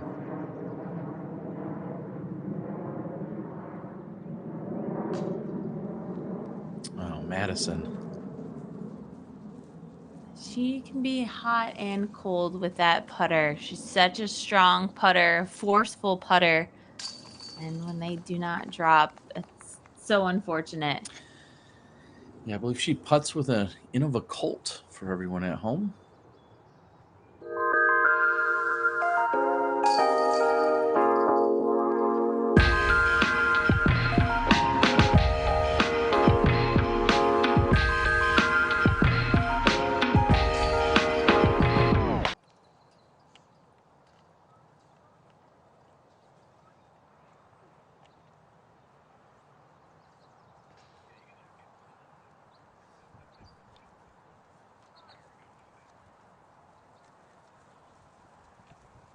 And we are back with the players as they walk over to hole 9, par 4, 515 feet.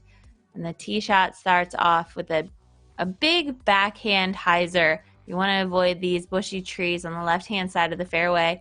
Land yourself into that open area that is so nicely cut out. So it's a perfect landing zone. Once you get to this position, there's not a ton in your way. The next shot sets up for a big hyzer upshot to the basket. It's an easy par 4 here. We're going to see lots of runs at birdie. I mean, 2 shots should get you close to the basket. Again, we have the elevated basket, so anything can happen. But we don't see a lot of wind, So that's when elevated baskets could be the trickiest. Yeah, and yesterday we saw almost a heroic shot by Paige Bjerkes hitting off the top band of the basket as the elevated pin you were just mentioning for the eagle. Unfortunately, it carried so far past, though, that she wasn't able to make the comebacker, and she ended up walking away with the birdie. This came in as the second easiest hole on the course yesterday. So as we look at it during round one, it came in as the fifth easiest, and then yesterday ultimately the second easiest. So it seems like they've got it dialed in on both the MPO and FPO side, and I'll take it a step further and say even on that MPO side, this is very much a hole that has been very attackable and one that everyone's going out and capturing the birdies on. So we'll see what our lead card can do. I'm gonna call 3 birdies on this one, Val. Yeah, we know what happened when you called that yesterday. Oh, Let's hope whoops. the players aren't listening and we get 4 birdies for everybody. At least 3. That's what I meant to say. Yes. And speaking of listening, we know that you guys are out there tuned in, watching on all the various platforms we discussed earlier. We also know that friends and family are here as well. Katrina Allen's mom, I know, is in on the board watching. I'm guessing that Paige's and Rebecca Cox's father, I know, frequently tunes in. David, we'll see if maybe he's out here on the board today. But all of our friends and Frisbee family, as I like to say, so glad you guys could be watching us here today. Please go out and share the link. Let everyone know that you're watching live disc golf. And it's a good-looking shot by Paige Pierce. Wow. And exactly what you want to do. Crushing shot by Pierce. And this is such a fun camera angle. This is how scary it would be if the top professionals were throwing over your head. I'm glad we get to get a little sneak peek of what that would be like. Or if you're Junior the Squirrel, this is the angle you can get. And Madison not loving it, but she is safe. We'll see them in just a moment. Zuka is now producing limited edition color choices. Zuka can add custom embroidery to the front and/or sides of the bag.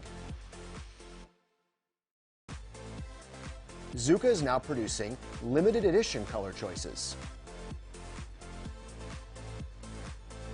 Zuka can add custom embroidery to the front and/or sides of the bag.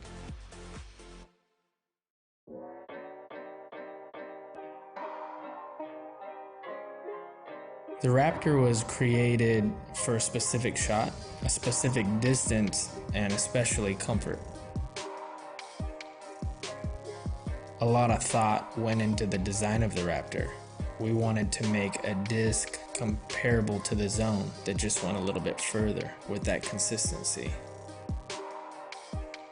And with the Raptor, I really feel like we accomplished that.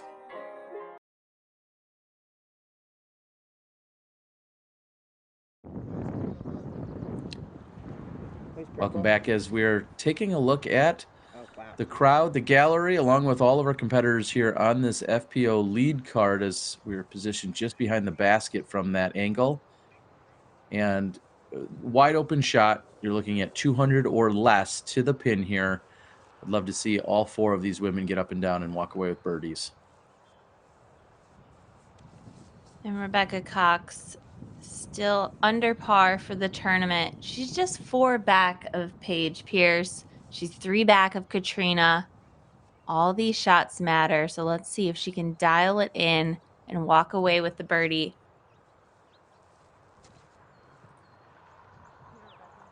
Choosing the straight shot. Let's see if there's enough distance, and that's just about as perfect as it gets. Yeah, inside the circle, no problems. And not trying to put it up with the big hyzer as we might see from some of the other competitors, just going right at it.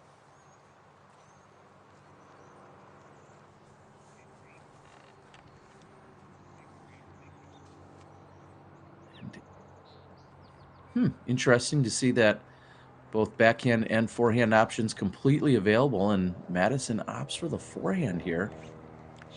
And just past the pin. And that's such a fun thing to watch. You know, Madison, strong backhand and forehand. Jessica Weiss, just the same. Katrina Allen has been working on her forehand as well. It's great to have both throws in your bag, giving yourself so many options on all of these holes. And Katrina Allen puts it up there. We're going to have some birdie runs. Last to throw is Paige, who absolutely crushed it off the tee. So giving yourself a different angle, a little bit easier upshot, but just the same. Making this par 4 look very easy. They are. They're all inside the circle looking at birdie putts. I believe we might be able to take a look at some of the scores that are going on throughout the course as our players in gallery move up the fairway. As we're nearing almost a halfway point, right on pace with what we've seen over the last few days, that at this point we're around the 1 hour and 15-minute mark, hour and 10 mark, somewhere in that neighborhood. So they're right on pace with what we've seen for each of the previous 2 days. The question is, how long will the remainder of the course take? And here's Rebecca Cox. I've been wondering what this patch of grass is. It's the only patch of grass, and Rebecca has found herself landing right into it. Yeah, actually, I did look at that earlier. That is Junior's condo, where he vacations in the summertime. Oh, jeez. Maybe not. All right, first to putt for birdie is Rebecca Cox, taking the straddle putt. Yeah, cans it.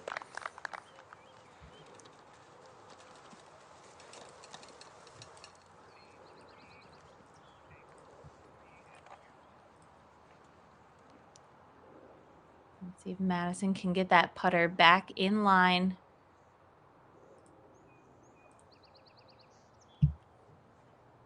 Well, Madison going- worked by our digital scoreboard. Come on, Johnny. She saw that flash there for a moment. There it is. And really the takeaway, though, she saw something off in the distance that had gave her a slight distraction. She regrouped. She stood down for just a moment, regained her thought and her composure, and then still made the great putt. So very professional move there by Madison. Here's Katrina. This is for the third birdie on the card, and we are going to have a star frame. Val called it. 4 birdies here on hole number 9. What a great way to finish out the front 9. No movement within the card with everyone taking the birdies, but love to see it. And we're going to push over to hole 10. What are they trying to do here, Val? So hole 10, this is another just tricky drive. Hole 10, it's just 295 feet, excuse me, par 3, working its way from left to right. Lots of OB on this hole, and for the backhand throwers, we know that the drives are always going to try and finish off to the left. So you want to throw a straight shot with an understable disc to find its way to the basket. A layup on this hole is not a bad idea because the OB comes into play behind the basket. If you get a birdie on this, I think it's a bonus. Just so much out of bounds and so much trouble you can get into. So with the scores being so tight, I'm interested to see if the players change up their strategy. Well, we've seen this coming in as the 5th or 6th most difficult hole over the last 2 days. So there is plenty of danger. It's averaging somewhere around 3 1/3 or 3 4/10 or 3.4 overall. So like you just said, very difficult hole for these players. And you have to just be fully committed. Where your drive lands will determine, can I even think about running that putt, or should I just put it underneath the basket, not bring that OB into play like we saw during that first round, and then just simply move on. But you're going to pick up strokes on the field if you are walking away with a 3 here. So we'll see what our top card can do.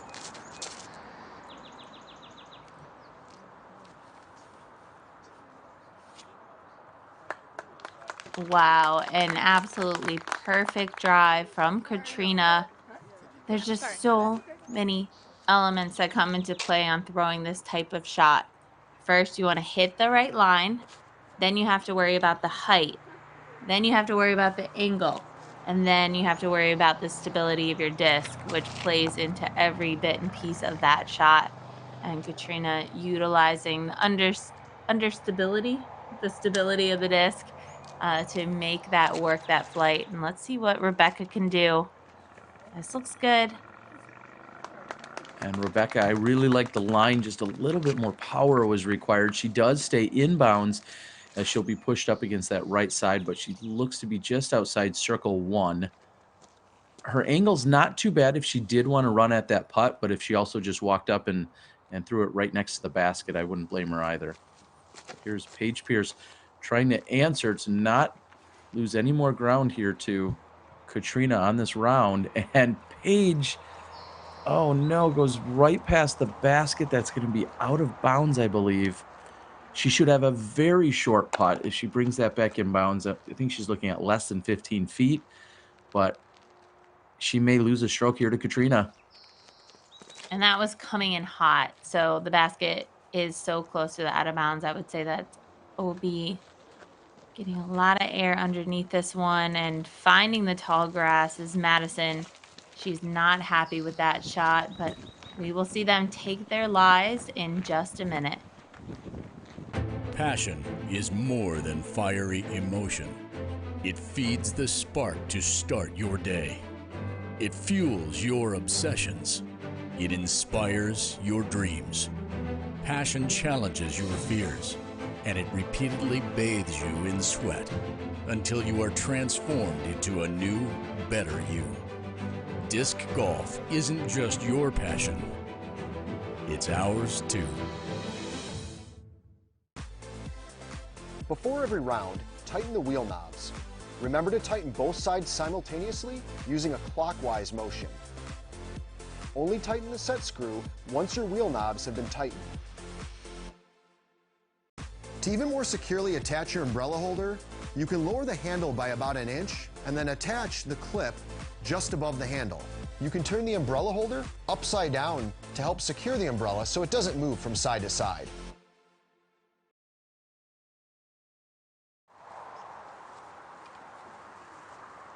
Welcome back, everyone. Just as a moment ago, as we were watching our information from Zuka, and big shout out to Mike Batko over at Glide. That's actually a Madison, Wisconsin disc golf store where that was shot at. We saw Rebecca Cox pitch up right next to the basket, so she didn't want to bring any element of out of bounds into play there. And now it looks like we're going to be back with Madison Walker. And Val, I know I'm sitting in the booth. I'm not out there competing on the top of the division, but I have to challenge Madison's thought process there just a little bit. I really think with as solid of a forehand thrower as she is, I feel like that should have been a forehand tee shot for her. I would agree. And she has that chance to throw a sidearm on a hole like this. And I know we talked about injury, but we've seen her bust out the sidearm on different holes. We saw it in San Francisco. Not sure if her arm is bothering her this weekend, but that is a perfect sidearm hole. And wish I could be there to help Madison game plan on these holes and set up strategies to utilize her skills. But unfortunately, she's going to take an out of bounds. And we see Paige also out of bounds, taking her meter in. Let's see if we can reposition. There we go for a better view of this putt. Let's see if she can save par. Oh, yeah. And again, swift and confident by Paige Pierce, who seems like she's kind of sped up her putting routine just a little bit here this weekend. And sometimes it's obviously worked very well for her, and sometimes she's had a few struggles.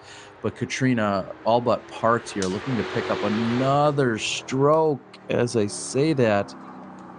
And we just hit our heads as hard as she just hit that band. She cannot believe what just happened. And I'm not sure if Katrina was possibly distracted by something, maybe some of the road traffic, or it sounded as if maybe there was a loud car noise or something. But either way, Katrina with a very, very short missed putt. Wow, now my heart's racing. I'm not, this is not what we expected here, as we're going to move into the toughest hole on the course in just a moment.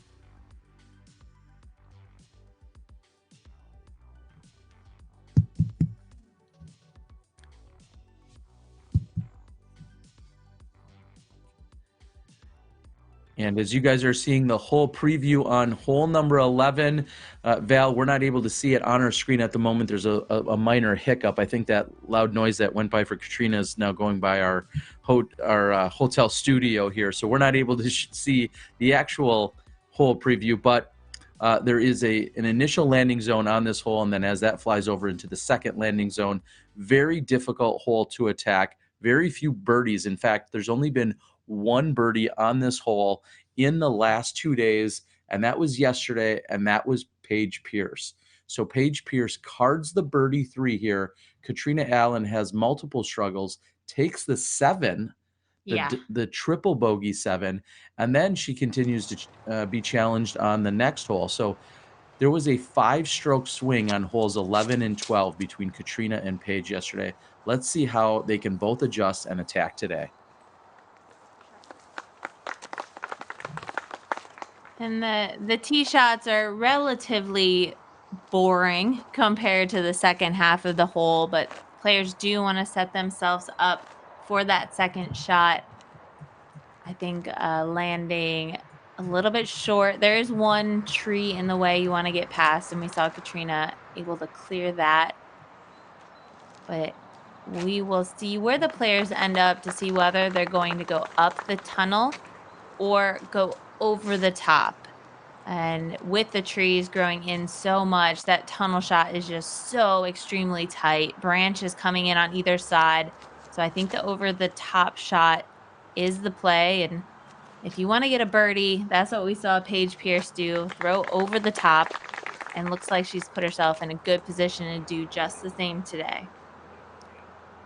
Looks like we're having a collective party here out there in the fairway. 3 drives all right next to one another. And Madison short of those. We'll see how they attack in just a moment.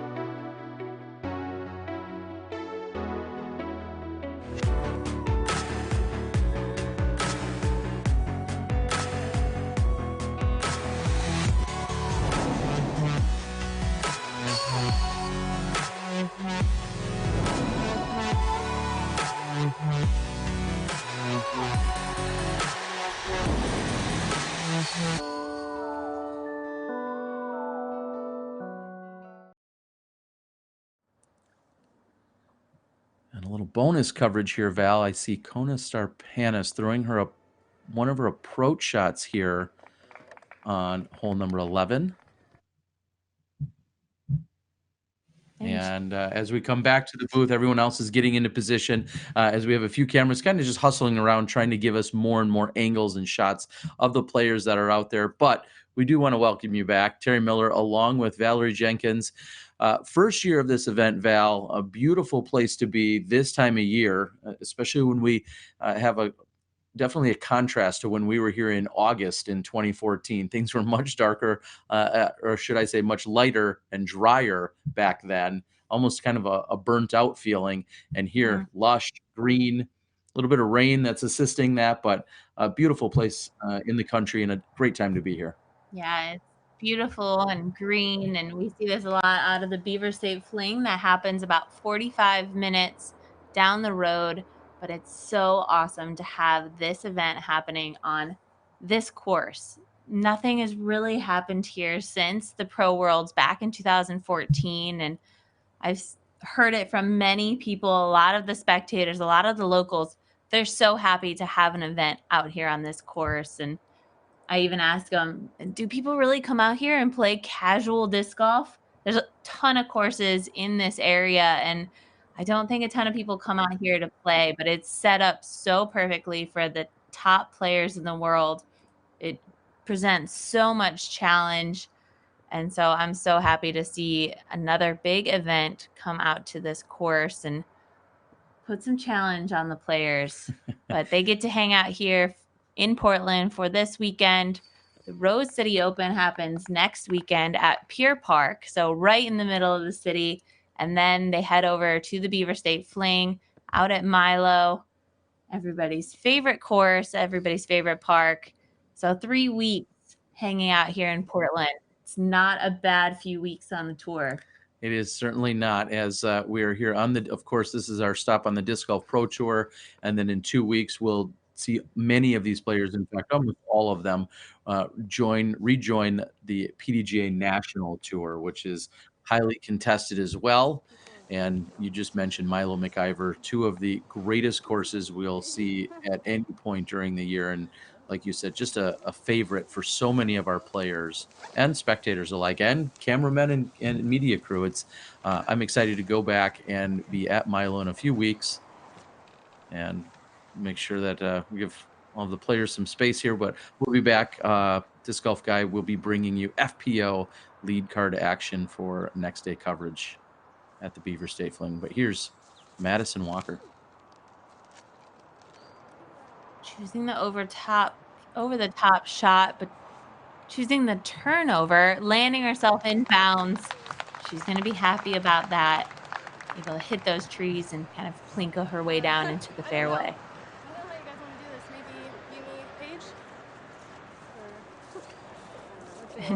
We're going to get back to the players and check out this grouping. I don't know. I'm always ready. I think they picked the perfect landing zone here. Yeah, and all three of them. It almost looks as if Rebecca, who will be throwing first, it almost looks like she has a tee pad. If you were out playing maybe in a safari match and someone said, okay, where do we throw from? You'd say, okay, I'm going to put this disc on the right, this disc on the left, and now she'll be throwing from the center of those two. All right, Terry, we've got 3 shots from nearly the exact same position. Who's got CTP? Not Rebecca. Well, on this shot, Terry. Oh, you're saying on the... Oh, okay. I was confused.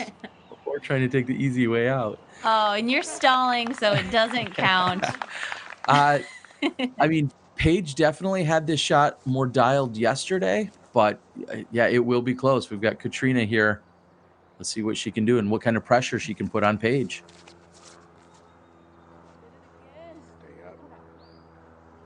High and right. We'll see if we can find where that comes back in. That's going to push the right side OB. The spotter's going to run up there, and it looks like that might be out of bounds. No, gets the green flag. And you see the sigh of relief there by Katrina Allen. Paige Pierce, that is a great line by Katrina. Now, Paige would love to be about 8 to 10 feet left of that on a similar line. And losing the disc a little bit in the whiteout of the clouds overhead, but we get the green flag. That's a good sign. It is, but she is considerably short. I'm surprised by that. Katrina has the CTP on the approach. We'll be back in a moment.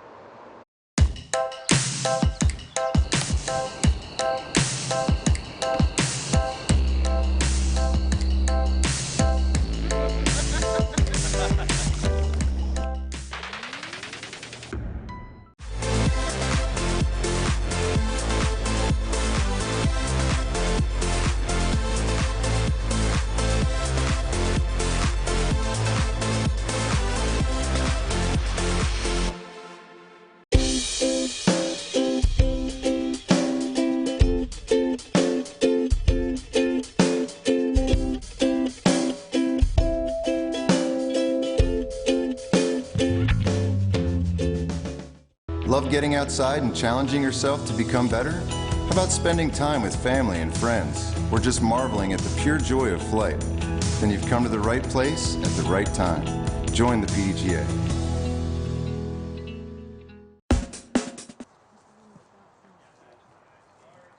Looks like we're rejoining the action. Madison Walker. See Kelvin Heimberg on the bag as her caddy here today.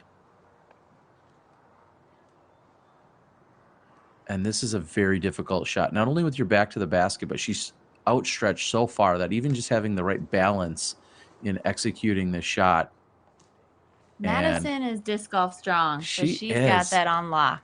That was a really good looking shot.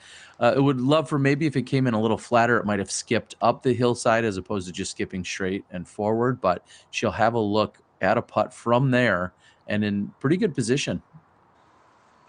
And now this is a natural elevated basket that Madison's going to be putting at, as opposed to the pyramid that we've seen on previous holes. So hopefully she's able to get that height worked in. Taking out the opposite stance. Yeah, and I was just going to say, I hope she double checks her footing only from the perspective of if it was maybe a little bit wet out there, I didn't want to see her possibly slip as it looked like she was just near the mud or exposed dirt there. The upshot put her in a good open position. She's going to have an open look at the basket, but it does slope off behind the basket and off to the right. So that's going to play into how aggressive she's going to be from that position. And we see where Paige's shot ended up. Also an open look, but is Paige going to run for this? She birdied it yesterday, but is it the time to go for a shot like this? It's big. That's a big putt. She's at about 50 feet. Yeah, and I see her. It looks like she's going to give this a full effort. I do not see a layup coming here from Paige. No way. Yeah. We need a replay on that. Thank you to Zuka for letting us take another look. Oh, yeah. She lined that up and just eyed that in the whole way. And now we go. Momentum shifts in Paige's favor for the moment. Let's see if Katrina's able to follow that up. Down the hill, uphill putt. She's at about 50 feet as well. And she can be very aggressive with this, maybe even more so than Paige because she's putting uphill and she gives it a really good bid. But just for a moment, let's put one thing into perspective. And if we see how, if Paige ends up pulling this off and holds off Katrina Allen, of course, we have to look back to this hole as maybe being one of the most influential holes of the entire tournament. Paige Pierce in the last 2 days has played hole 11 in 6 total strokes. Katrina Allen yesterday taking a 7 on this hole. So that tells you just how big of an impact this particular hole has on this tournament for these two women right now. Just incredible. Paige, the only woman to birdie in all 3 of the rounds, or overall in any of the 3 rounds, and she's done it twice. She's 2 down for the weekend on this hole. She got a par the first round. Wow. So I got to throw it out there. I'm sure she's one of the players that has played this hole the best, men or women. That's huge.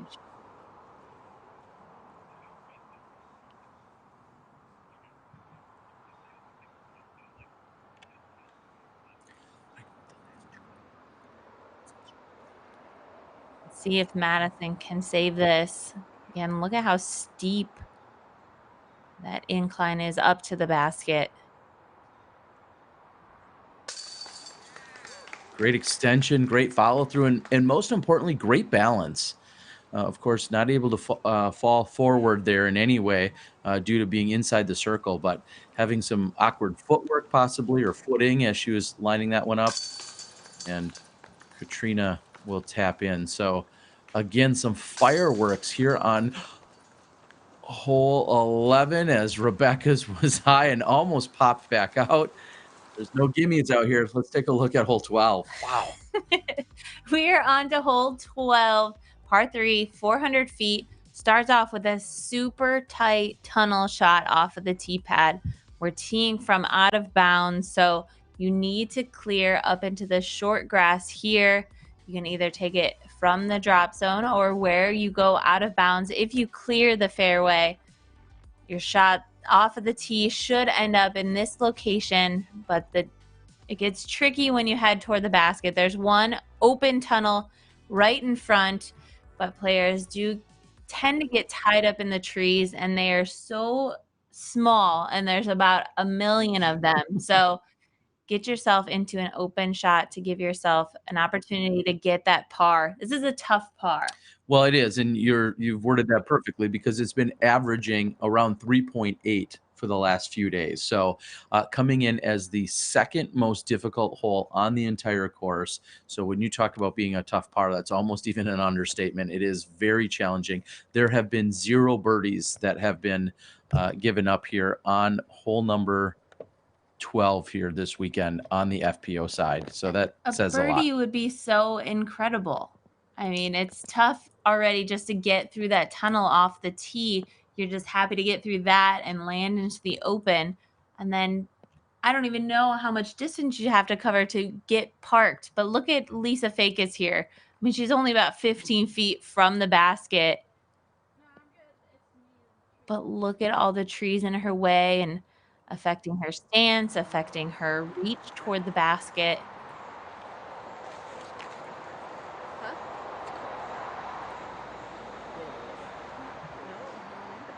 Oh, great. Celebrating that putt. It's one of those trick putts. You know, you're playing your friend in the backyard competition and hey, see if you can hit this putt. And so players are ecstatic even in the highest level of competition to hit putts like that. She just may have closed out her game of horse with that one. Yeah, she won.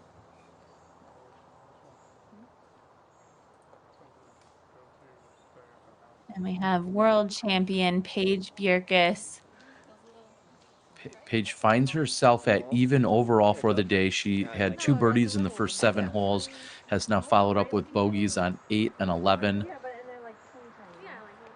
And this is for bogey, or correction, that was for par. It looks more like a mole. You have a galactic And it is nice to get some second card live coverage to see how these players are playing. We know Paige Bjerkes was at 2 over to start the round. She was in it to win. Still a lot of holes left. Right now, though, Val, as we're talking about, just how many holes remain, we got, roughly a third of the course, plenty of challenge. Interesting to see who really has now the legitimate shot at still chasing down Paige Pierce. And if she keeps playing the way she has been in the last few holes, she's going to be uncatchable. She has 2 strokes over Katrina, and then Katrina is 4 clear of Rebecca. So as much as we know that anyone could be making a run at this, it's getting tougher and tougher for anyone to catch up to the top 2 at the moment.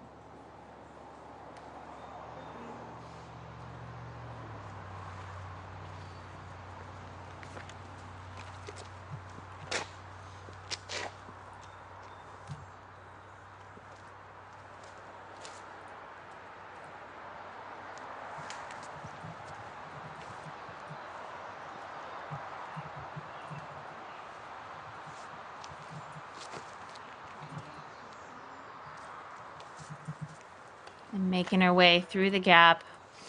You're happy with that. I know Paige is happy with that.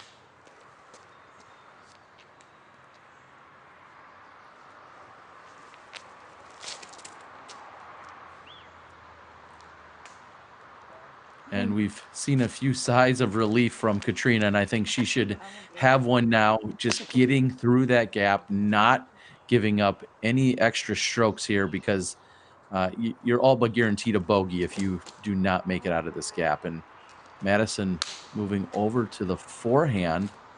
I like the shot, except for she's just flirting with that line.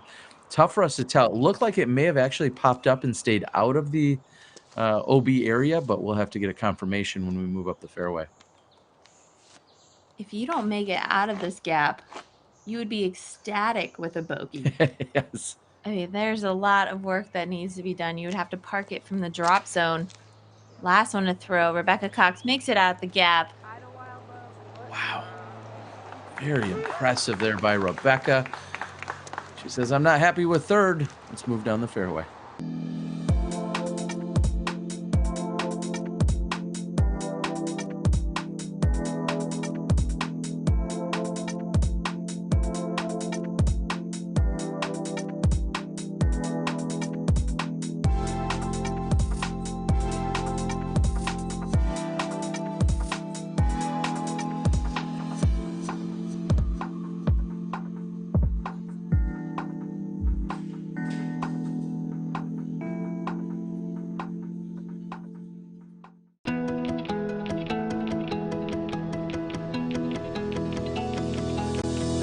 Disc golf is a relatively young sport, but its popularity makes it one of the fastest growing pastimes in the world. The PDGA is a not-for-profit, worldwide player organization dedicated to promoting the sport. Like a long drive off the tee, disc golf is soaring. So don't... And back in the action here with Paige. Shortest off the tee, but plenty of chances to throw this upshot under the basket. And let's see if she finds that opening. And very nice. She's about 10 feet. Should be an open putt. And that is the gap you want to hit. I mean, it's plenty wide enough, but skidding a little bit past the basket could bring those trees into play, and or left or right. And we see here Madison Walker is inbounds, so she's going to take her meter relief. So that is extremely fortunate.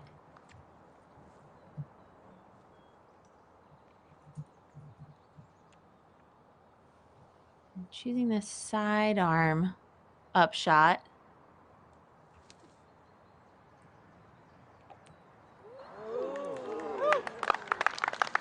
The oohs and ahs from the spectators. They like what they see. They do. It's like we were at the fireworks back on Thursday night. What a great shot by Madison Walker.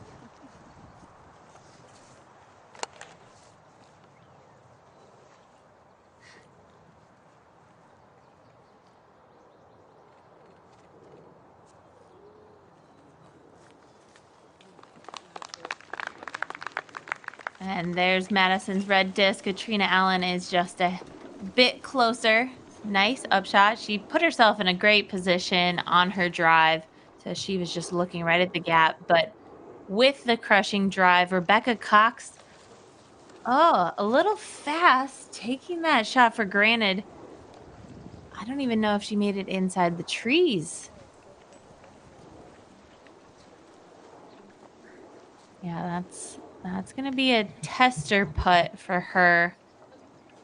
You know, she was trying to make that just a routine upshot without spending a lot of time focusing on the shot at hand. And yeah, there we go. We see her taking her stance. She's about 20, 25 feet from the basket and having to take a straddle putt. Yeah, way out to her right side as she extends. And she just threw her upshot just about this far. So let's see if she can make this putt to make up for it.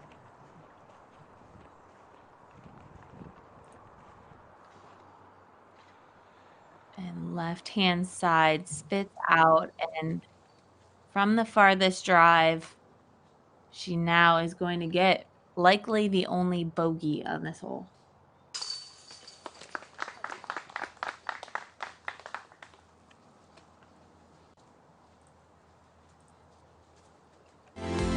This is the first run IPA. Come visit us in Bend. You'll get fresh beer. You'll get some hospitality, and I guarantee you'll either see Val, Justin, or I. As fresh as you can get it, right here.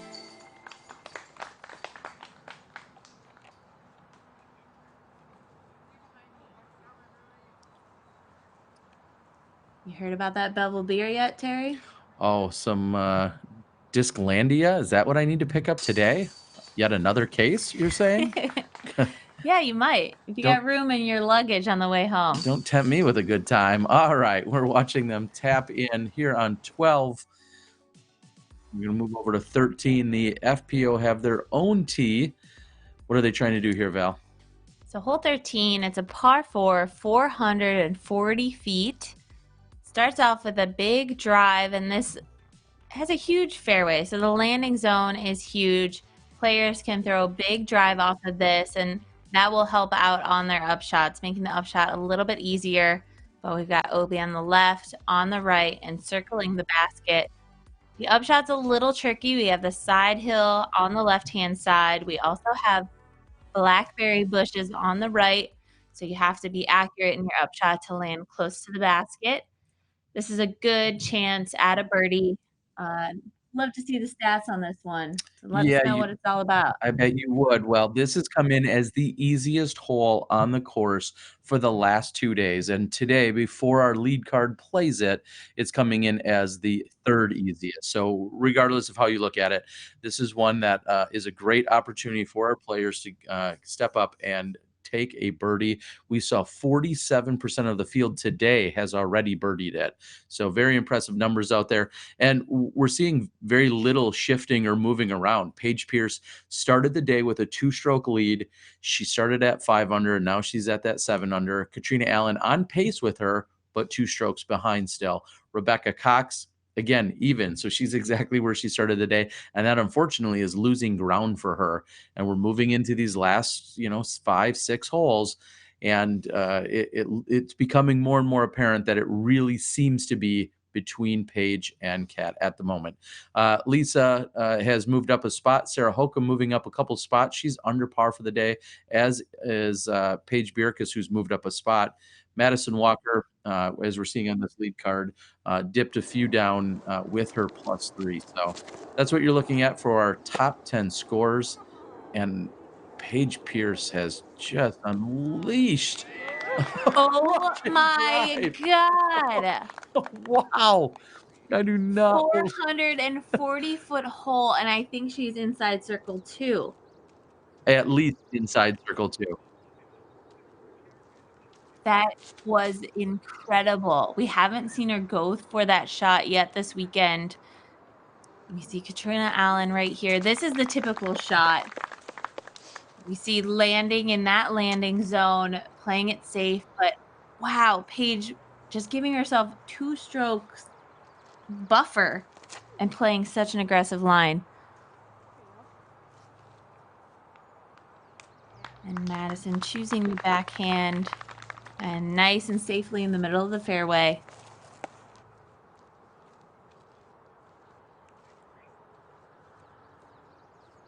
And Rebecca Cox having a few just silly errors today. I think she's playing such great golf, and she was in it at the beginning of this round. She's now dropped back 5 strokes behind Katrina. Again, a young player, so she has so much potential. Let's see if she can clean it up in the back part of this course, and we'll catch up with the players in just a minute. When you order from Dynamic Discs, we do our best from start to finish. First, we receive your order from the website and print out the packing slip detailing the specific items you selected. Then, your order is pulled directly from the shelves, packed in a cardboard box to prevent bending during transit, and quickly on its way to you with free shipping.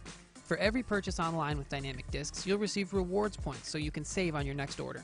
We'll work with you to make sure you get the exact disc you're looking for.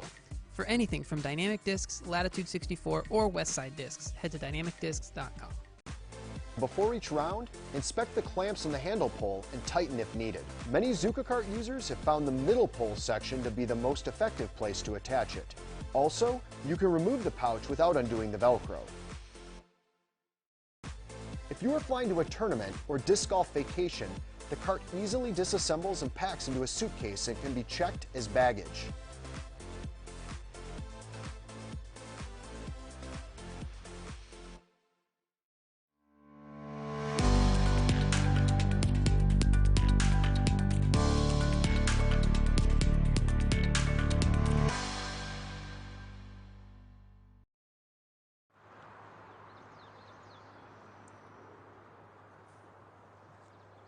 So here's Rebecca from a really good position in the fairway. I expect her to be able to get up and down quite easily here. She goes 15, maybe 18 feet past the basket. After hitting the pole, I believe. She's got the line dialed in just perfectly. A little higher next time, and that would set herself up for next 2. And a layup from Katrina.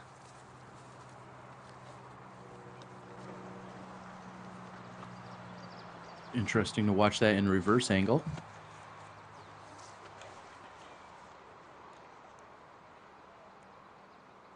And this is huge for Madison, having the farthest drive out of those 3 that are choosing to take the fairway route. But as we see how many steps there. I'm going to 30, borrow a term from your 40, husband. that we 60 feet past all the other drives. I'll borrow a term from Nate that I heard quite a bit yesterday afternoon and is so true here when he talks about a statement putt, something that really can, whether it's invoke confidence or fear or whatever the case might be. If Paige Pierce can put this in for the eagle. Oh, yeah. Are you kidding me? Holy cow. Paige threw Pierce. it 460 feet, Yeah. 470 feet, a golf shot. And she just got a 2. That's insane. And then finishes it off with a confident putt. You can't help but think, like, now what can stop her? I mean, what a shot. And this group is looking at playing hole 13 in 5 under par, as Rebecca has just tapped in for her birdie. Katrina, normally you're pretty ecstatic about a birdie, but to know that she just lost a stroke to Paige Pierce, incredible. Absolutely incredible. Hole 13, giving it up for everyone here. Let's move over to 14, a par 5 on the FPO side. That was a great hole. I mean, 3 birdies and an eagle. That's crazy. So we're moving on to hole 14. It's a par 5 for the FPO division, 875 feet. Starts off with a big drive off the tee. We see OB creeping in on the left-hand side and also the right. We want to have the players land where we just saw that thrower throw from. Landing zone for the second shot's right around here, right before the second OB grassy circle.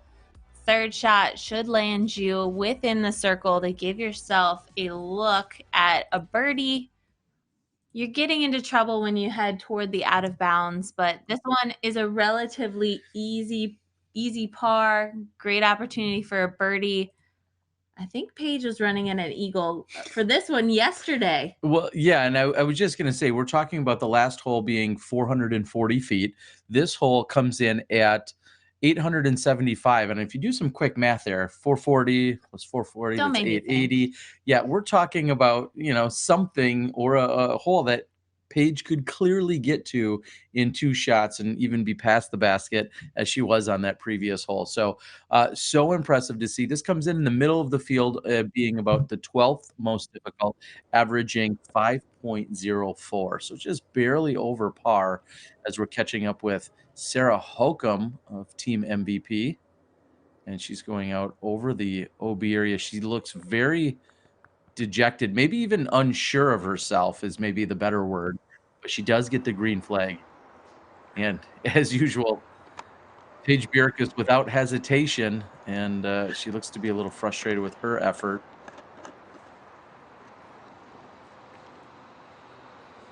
Trying to shake it off.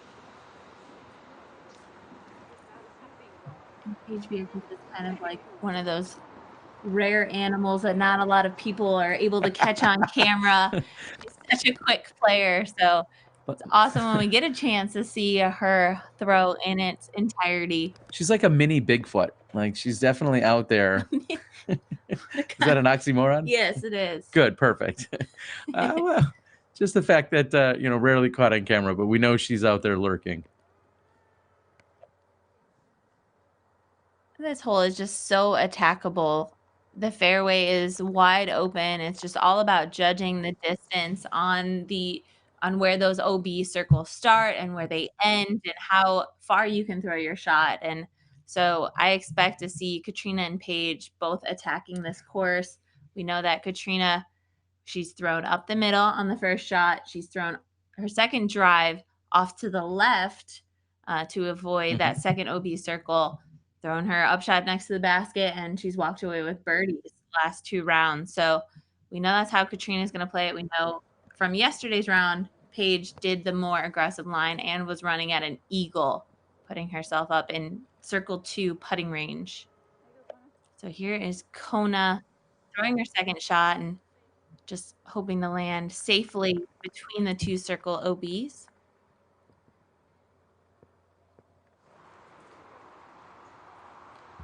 We see back at the tee area, Everyone kind of milling about. And it's so interesting, you know, we have this battle going on, and when you have these stalls on the tee pad, you know, what's going through the player's mind. You know, we've been really excited in the booth. We know that Paige has kind of taking a little bit of that exciting route, and the momentum is going in her favor, but there's no doubt that Katrina Allen is still right there. Starting on hole 6 up until hole 13, she has shot 4 down. So Katrina is playing really hot golf. It's just a matter of how it's going to finish out. She's now 3 strokes behind Paige, but that is, as we've seen on the previous holes, that can change in a matter of an instant. So there's nothing written in the books yet. Trophies still doesn't have anybody's name on it. So there's a lot going through these players' minds as they have a little bit of a backup here. Looks as if Paige Pierce is lining up her tee shot here.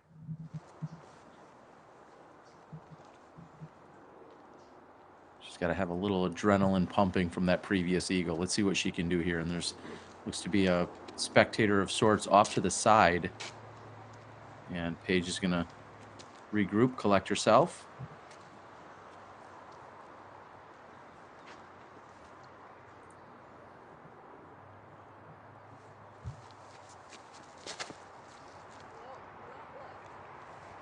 And again, just a laser here by Paige Pierce. Center of the fairway, great positioning by Pierce. And we'll see if she's got a little extra confidence as she's moving into this last few holes of the round. Katrina's going to have to start pushing here soon as she's now down 3 strokes, and Paige doesn't appear to be letting up. And I would say Katrina answers, maybe not quite the distance, but a really solid shot. Katrina's got a smile on her face as she walks off the back of the tee pad.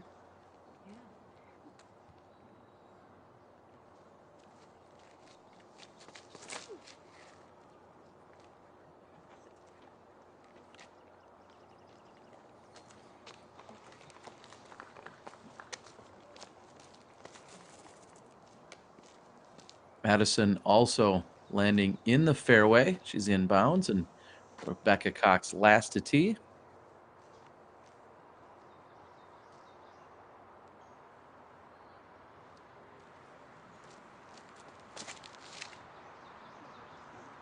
Nice low rip. Maybe just a little too low, Val, but we'll see where she's at in the fairway in just a moment. I can throw this disc around the world in 1 shot. Never play disc golf too far into the jungle. There may be cheetahs. Someone on your card can't recall if they threw a 6 or a 7. It was probably an 8. See? Stay getting birdies, my friends. What do you think, flatness and stiffness on this? Somewhat flat, neutral stiffness. This is a good disc right here. Got it. 2 more. Danny, this is a sick one.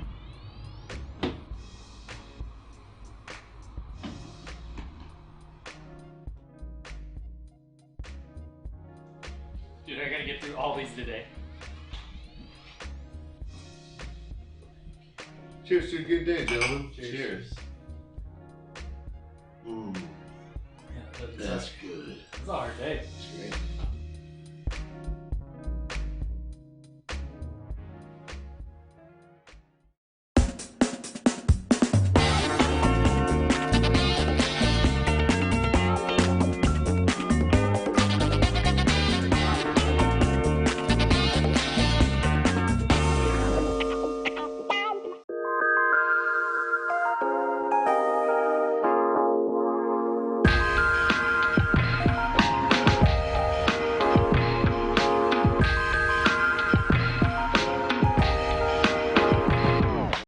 Hi guys, I'm Alyssa Van Lannen. You've probably seen me hiding in front of the tee pad or laying in the bushes trying to get the best shot.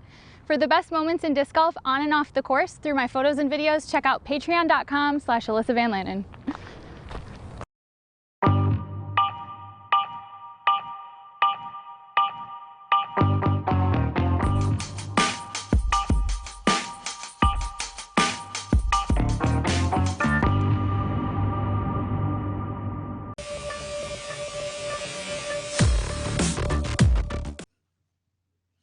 Well, again, everyone, welcome back. Terry Miller, the disc golf guy, along with 4-time women's world champion Valerie Jenkins. Val, been a really exciting, really special weekend here as Bevel has been a presenting sponsor here.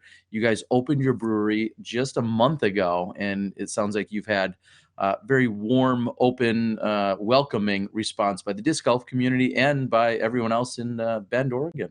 Yeah, and it's been great to be here. We actually just opened our doors 6 minutes ago. Wait, who's manning the tappers? So Justin Selmer, he's our general manager, our third partner in the business, and things have been going great. We have a great local response. We have great beer, so that helps. But it's going to be fun to have the disc golf tour roll through here the next couple of weeks. Yeah, well, and make sure you guys find yourselves in Bend, as you just mentioned. You're open for business. Everyone should stop in. Of course, a disc golf theme within the establishment, as you guys have dedicated all of your life to disc golf up until this point, and you'll still be involved with that disc golf community. Although we don't see you on the course competing, and maybe not for in the next few months or the near foreseeable future. But everyone does miss you out on the tour. And, well, if they want to see you, all they got to do is come to Bend.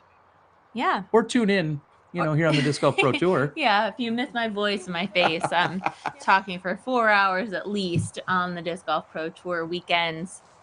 So we have Rebecca Cox back in the action, and it's great to see players like her. I grew up in Ohio. Rebecca grew up in Ohio, so I remember seeing her play as a young girl. She's still very young now, but great to see her actually competing on the professional level and as a player on tour. So let's see how this second shot finishes up, and perfect right between the two OB mark circles. She's got a big smile on her face. She's happy about that one.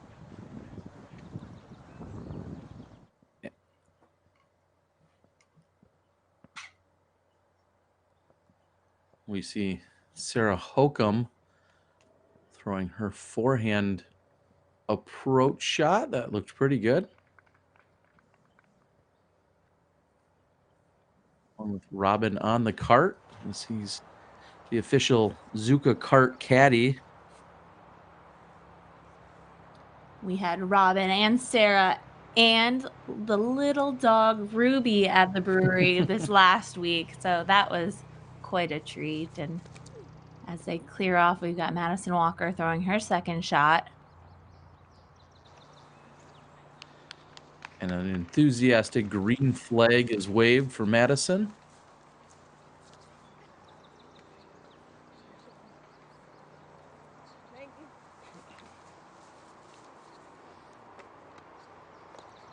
So we know the play here. Katrina Allen is hoping to land between the OB on the left and the second OB circle. Gives her a little bit more distance.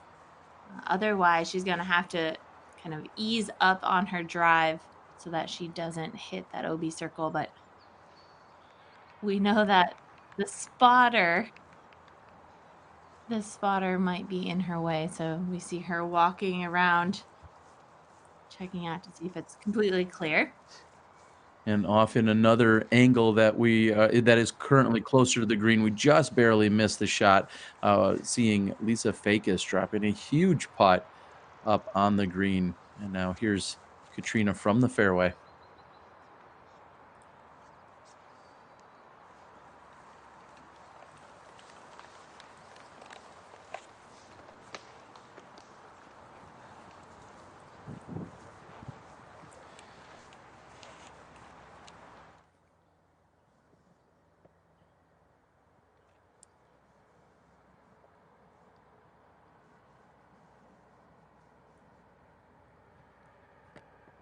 So we have the second card here as they're finishing up on hole 14. A few more putts. Paige Bjerkes taps in. Wow, and what an interesting play here. I believe this is a putter.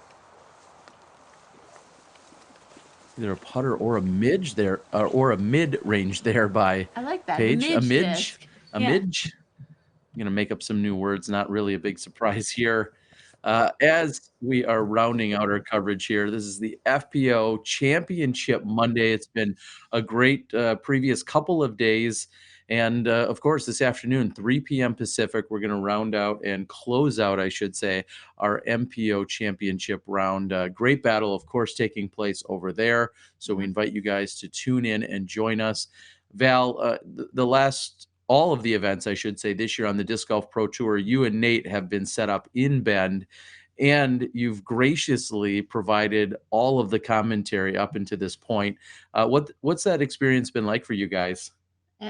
So we did have Jeff Spring come in for one weekend, so that was a nice relief. But with all the construction and getting ready for the opening of Bevel Brewing, it's been a lot. I mean, we're in the booth in our house for 8 hours a day at least. I mean, add an hour on either end, and it's been fun for us, though. I'm glad we're able to still be a part of the disc golf world and be a part of the live coverage and try and showcase these top players because they are such incredible athletes. And, you know, we've been in every one of these positions before. We've seen these types of shots.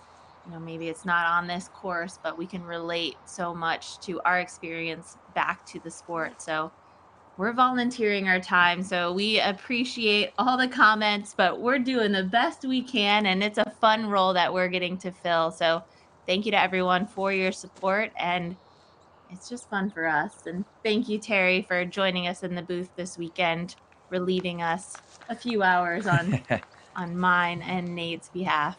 I mean, everyone calls you two as one of the most adorable couples in disc golf. So I hate to break you guys up for a couple hours. That's just you and Johnny. Okay. Yeah.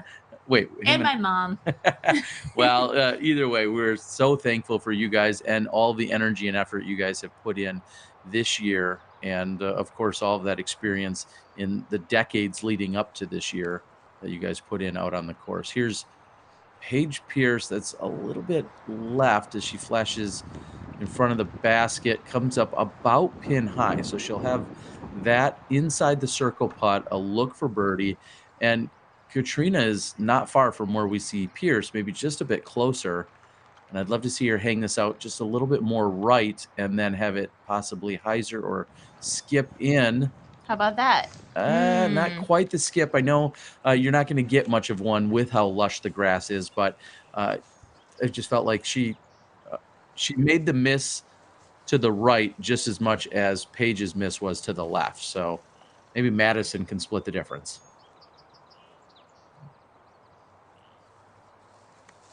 So here we go, choosing a sidearm. This is about the distance back on hole 10. We had hoped to see a sidearm off the drive for her.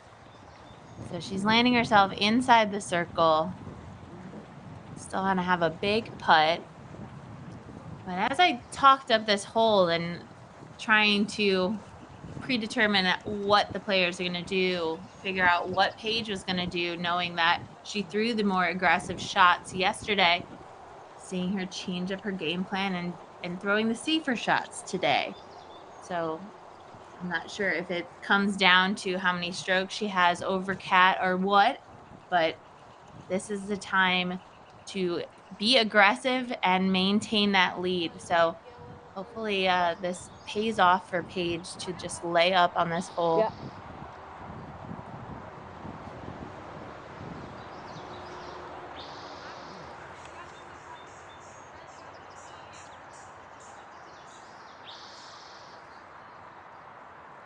And it looks like we're back with the action. There was a slight hold up on our end. And now we have Rebecca Cox. Rebecca has 2 strokes clear of Lisa Fakis at the moment. Again, I don't see her being able to make a push for that second or first place position, and she misses that one from just about circle's edge. The question is, can she hold off a Lisa Fakis or a Madison Walker? I think those are her closest competitors right now. And just a few strokes makes all the difference. Rebecca is at 1 under for the tournament. That would be just 5 back of Katrina. Just a few more of those putts made and she'd be right there. But big putt from Madison, circle's edge. Oh, yeah. Let's get a replay on that one. Nice putt from Madison. Haven't been able to count every one of her putts today, but that's a huge putt, saving the strokes. So confident, and that's what I love about it. It was center chain, perfect height, good speed, just everything about that was a great, confident putt.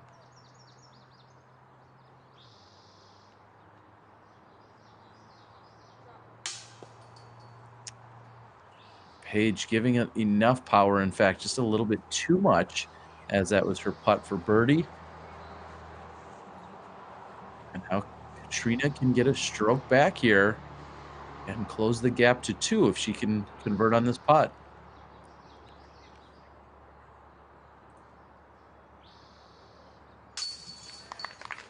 And Katrina does, keeping things as a heated battle here with just 4 holes left to play. Katrina now back to where she started this round. She was 2 strokes behind Paige Pierce going into today's round. And after 14 completed holes, she is again just 2 strokes behind Paige Pierce. Paige has taken the only birdie that the FPO field has seen on hole number 15. She did it in the opening round. Today, we'll see if she goes for the same heroics. And Val, 780 feet. How do they attack this one? So this one's 780 feet, as you said. Par 4 starts off with a big drive, landing them around this road, maybe on the left-hand side of the fairway. The second half of this hole gets a little more complicated as the trees really come into play. Players have to weave their way through the trees on their second shot, hoping to make it through, but this would be, it's a nice par hole. We saw Paige Pierce card the birdie in the first round, throwing a crushing drive long. Yesterday, she tried to do the same shot, went out of bounds off the backside. As we see, this hole kind of turns off to the left. We're going to see what happens. We know the OB really tightens up in the second part of the fairway. So we'll see if she can keep it in bounds, and we'll see if Katrina can also keep it in bounds and maybe get another stroke on Paige. The battle is on. It certainly is. And a few insights to this hole. Coming in as the second most difficult, it's played as almost a full stroke over par, both the first and second round. So it's averaging almost 5 as a par 4. It's coming in as a 5. Another interesting side note is, and whether or not this is anywhere in her mind, and maybe you can attest to this, winning now that you've won 4 world championships, this was the hole where Katrina Allen claimed her first world championship title. Right here on hole 15. I remember watching the action on the MPO side and just kind of meandering around trying to take in all of the finals. And I remember running over to this hole to watch the final few shots, record them, and Katrina tapped in as the champion in 2014. I'm not going to say that she has that, maybe that nostalgia about this hole, or maybe she does have a special feeling about it. But right now would be a good time if she needs to dig deep and find maybe that special moment, or have that lift her spirit, or carry maybe some confidence. However you look at it, that may or may not factor in. Val, have you ever thought about, yeah, I won a world championships on this hole, or maybe you don't revisit them too often? No, I'm trying to think if You have I've too many world titles to remember them all. I know, Val. Well, I haven't been back to, well, I guess we played an Emporia, but we didn't Mhm. go back to the course that's out of Sure. the country club.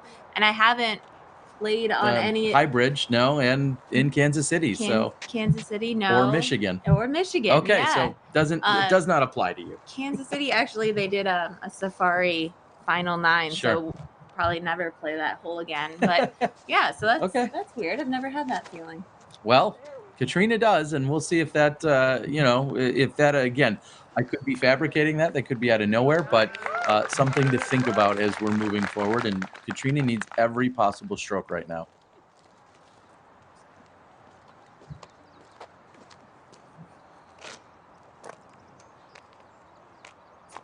Paige and Katrina are in the fairway.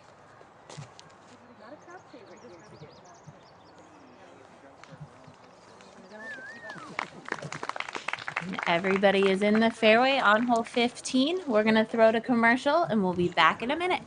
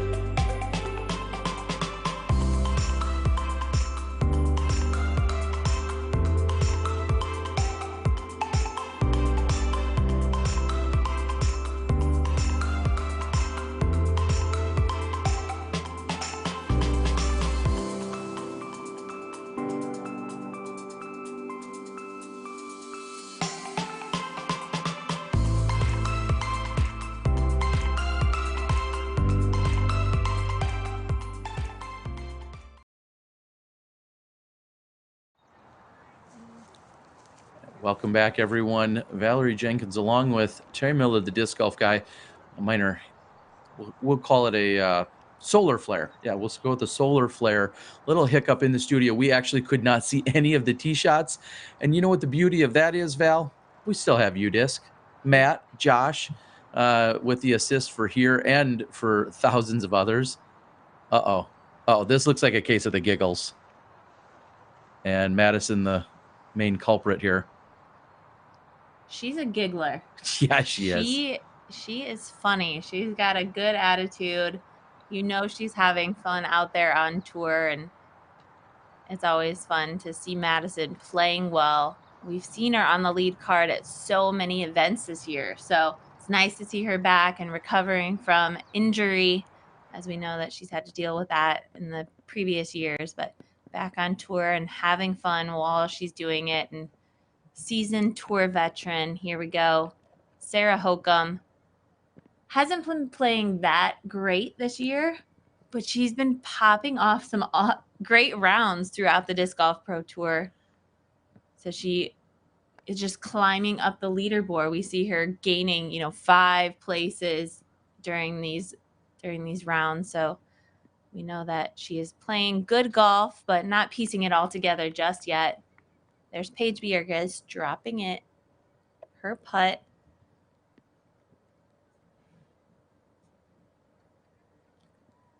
Paige is at 1 over for the round today. 3 over in total. She's tied for 6th with Kona.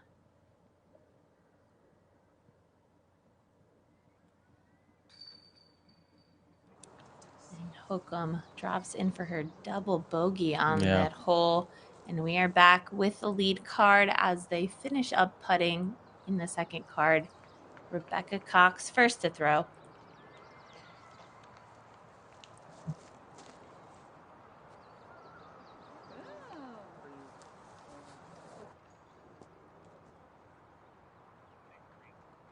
And a really good shot.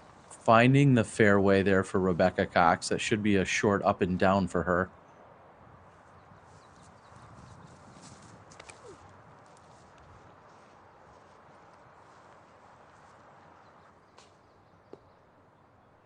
And Madison seemed to get a little hung up on something. I believe she's in fact inbounds, but as she turned around, she had a another full-blown giggle attack. Yeah, and it must be the May 6th birthdays. We're just gigglers. Yes. Yeah, Madison and I actually share birthdays. She's a year or 2 younger than me. I don't know why I just admitted that to the world, but carrying on. We have But 4 less world titles, and so yeah, you got her in that category. Carrying on, we've got Katrina Allen, center of the fairway. She's going to have a few options here.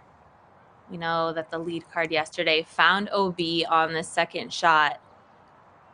So let's see if she changes up her game plan. She's got 2 discs in her hand, so still unsure on what she's going to throw. And to speak a little bit about how challenging this hole is, it is currently playing as for round 3 as the most difficult hole. Zoe Endyke and Lauren Butler, the only 2 women in the division to take pars here so far today. So that tells you just how tough this is. What a good-looking shot by Katrina. Oh, and it gets hung up by the tree. She'll be safe, and she's right next to the other 2 that had previously thrown, but I feel like that was going to track right toward the pin if it wouldn't have got caught up by that tree branch. That was a risky play, choosing the wide anhyzer and relying on the disc to work itself back in bounds. She was covering OB almost the entire way, so I think that was very lucky that it hit, landed in bounds. But she's trying to put that pressure on Paige. She knows Paige has the distance to go for this shot and could have the possibility to gain a stroke. So Katrina needs to put that pressure on any chance she can get.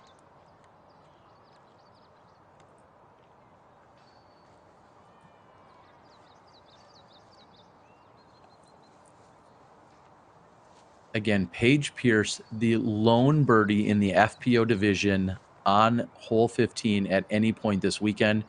We'll see if she can do it for a second time.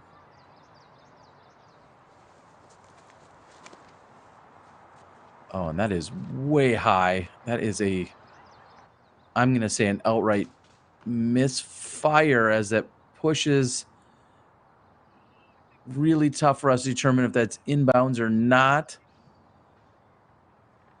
Unfortunately, I can't make that call right now. We're going to move up the fairway. We'll get a closer look in a moment.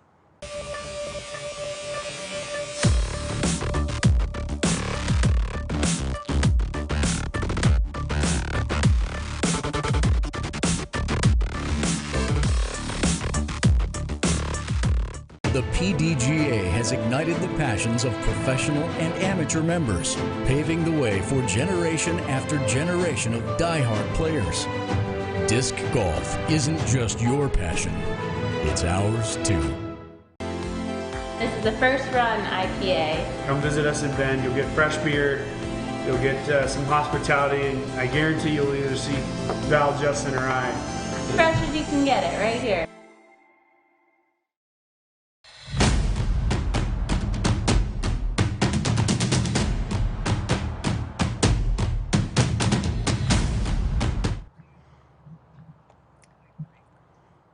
Welcome back. We've got Madison Walker with her approach shot that hits the pin. And that's a dot.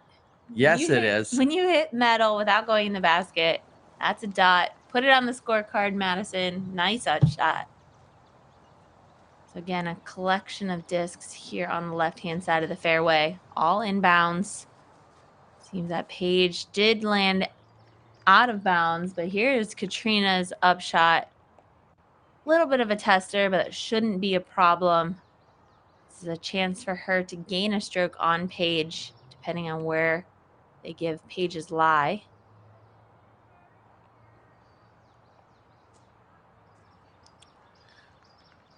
Little short by Rebecca.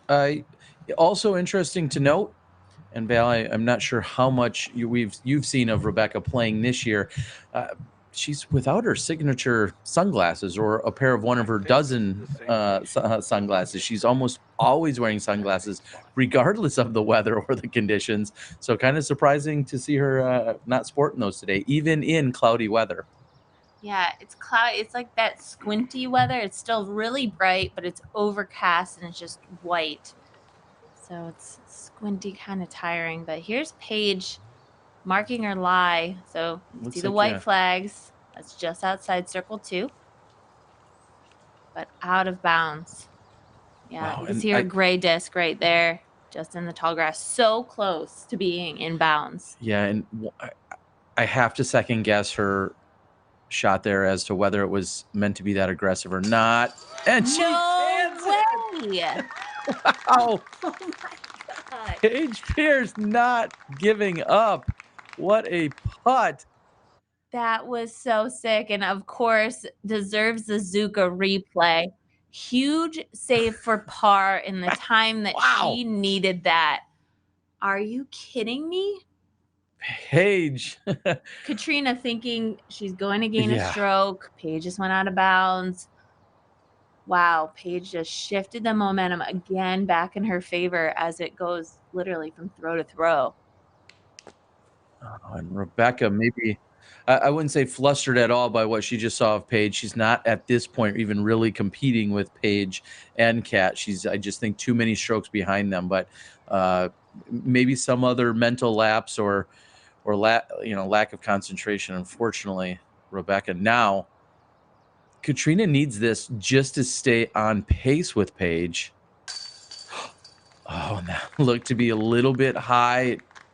Chains bring it in, and no strokes exchanged between Katrina and Paige. What a turn of events. I'm going to stand by what I was saying before she canned that long putt. I'm not sure if she was being aggressive or if she just simply had an errant shot. But either way, the huge misfire on her second shot, but Paige makes up for it, as only Paige can do, with a huge jumper from just outside circle 2. And she just needs to clean that up. She's got 3 holes left, 2 strokes between herself and Katrina. She's been playing exciting golf, but risking it by going out of bounds and forcing yourself to make huge putts like that, that's not what you need to be doing right now. Make it easy on yourself. Stay in bounds at all costs. Katrina's playing great golf. She's right there to take that lead from Paige whenever Paige faults again like that. We're on to hole 16. This is exciting. We're in the home stretch, Terry. Par 4, 525 feet. Starts off with a big drive off the tee, landing yourself in this circular, shorter cut grass, this landing zone. Now we're lined up with the basket as we make our way down this little bit of a runway of short grass heading toward the basket. Trees come into play on the upshot, low ceiling. The trees come in on the left and the right. OB is tight the entire way. Again, another elevated basket. We'll see what happens. I don't even know. The tension is building. The excitement is happening. Nobody's taken the lead for sure yet. No. I mean, Paige is holding strong. Katrina's holding strong, and we still have some holes to play. Well, Val, now I got to rewind more than a month ago. I recall watching, I believe it was Jonesboro. I was on a rain delay at the event I was watching, so I was able to tune in and consume what you and Nate were talking about at that pro tour. Of course I do. How fun. Yeah, of course. And I'll admit, I actually even challenged you guys a little bit. I said, Val, go ahead and call it. The lead was 5 or 6 strokes with 1 or 2 holes left to play. You can call it, put a stamp on it. And here in this case, there's no one would be silly enough to do that. I mean, not only are they just 2 strokes apart, but the 3 holes that are left to play, there's no guarantees whatsoever on it. I mean, hole 17 is so dangerous just in itself. And then we know anything can happen, of course, here, even on 16 and 18. With OB as prevalent as it is on this course, there's just no letting down whatsoever. As we're now catching up, a little bonus action. Paige Bjerk is throwing her approach shot here on 16. And some of the best advice I could give a player stepping into the competitive side of the sport is to just never give up on your round. You never know what's going to happen, especially in courses like this where there's so much risk, when there's so much out of bounds. And when pressure builds, players might miss putts or they might throw their shot a little short. So never give up on yourself and push it until that last putt is in the basket. You see players get frustrated if they're not keeping up with the person that's ahead of them, and you're just losing strokes. This game is all about a strong mental game, and so don't give up until that last putt is in the basket. And I love the effort there by Lisa Fakis, giving herself a little self-affirmation. It looked like a pretty good throw to me. We see in the background there, Jomez team, Jomez Pro following the second card. Actually, I believe that was possibly one of our cameramen getting into position there. I couldn't get a What, Robin's not part of the Jomez crew? That's who I'm talking about. Oh, there you go. Okay, yeah. He's part of their mobile crew, I believe, as he's recording here. And Holcomb playing the Annie Flex-ish with the forehand. Looked pretty good. She seemed happy with it. We might see that might be video. a slow mez later. Yeah, that's what I'm guessing. Yeah, exactly. That's what I'm guessing too. You see Kona with the jacket off. Farthest drive of the group.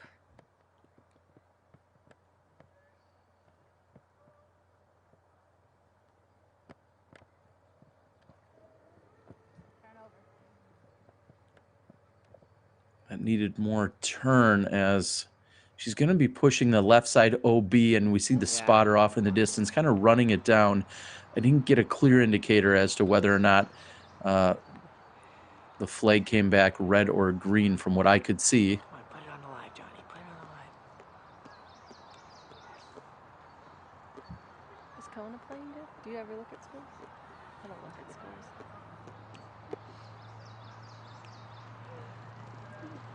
Lurking. Corey Merle. This is the first H1 I ever got. You guys are nerding out.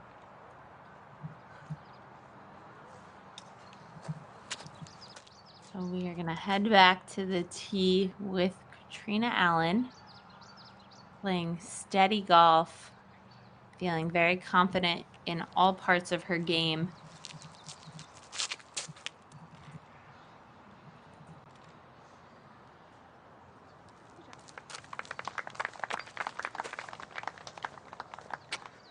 Pretty routine tee shot for these players. The landing zone is huge.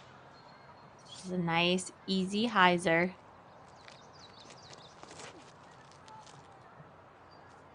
It's been pretty incredible this weekend. The women had a few raindrops in the first few holes of this round, but the weather has been awesome for the FPO division.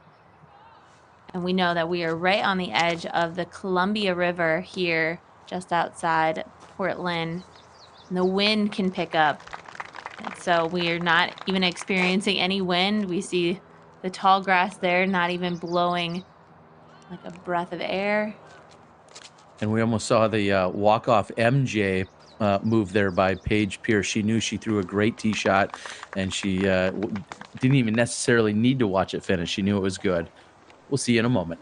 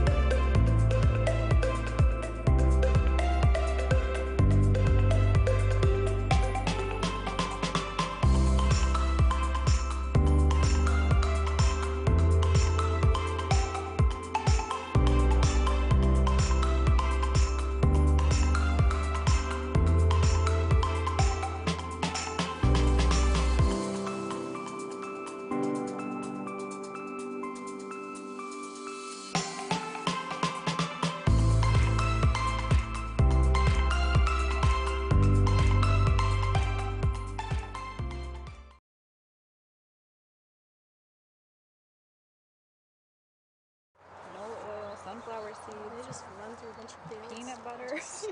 Pick up everything that they saw. A million different berries. On one bar. What ingredients do we have? It's a literal atom of each one. There's kind of a lot of sugar, but I love sugar, so that's fine with me. Is fruit sugar really bad for you? That's what I say, and I think it is fruit sugar. Whatever you need to rationalize. I think it's good for you. Like, what are you just supposed to eat? Lettuce? So if you've ever wondered what conversation takes place on some of our lead cards.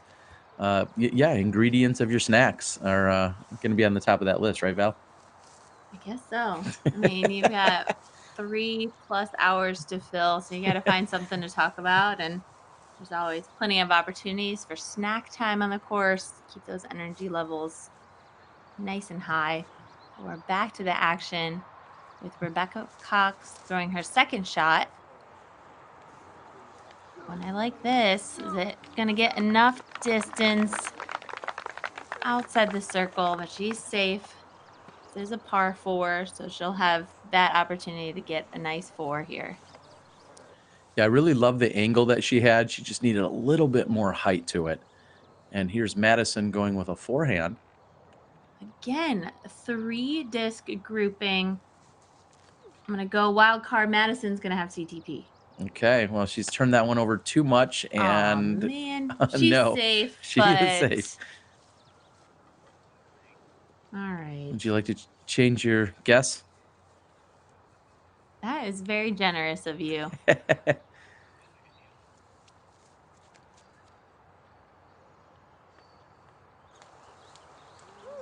Oh, it looked like that actually hit off of, I believe, Rebecca's shot, getting the assist.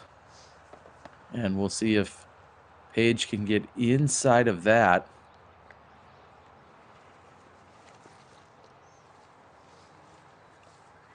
And I believe this is going to finish a little bit closer. And Paige with the closest to the pin and what should be a tap-in birdie.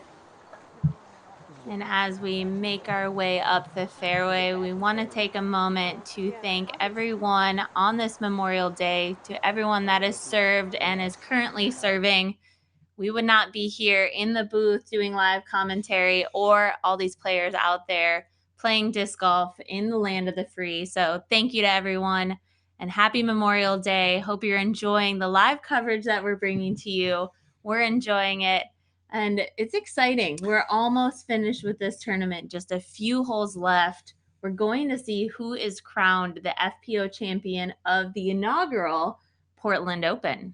Yes, very exciting. And as I will echo your thoughts and sentiments exactly, Val. Thank you to everyone out there. Very special day for us, very special day for the country, and for everyone that has ever served and is serving, like you mentioned, Val. Thank you guys so much.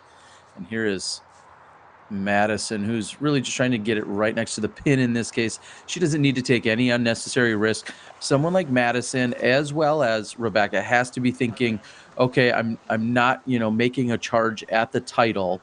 However, an extra stroke or two could mean the difference of a few $100s in terms of the payout, or even more.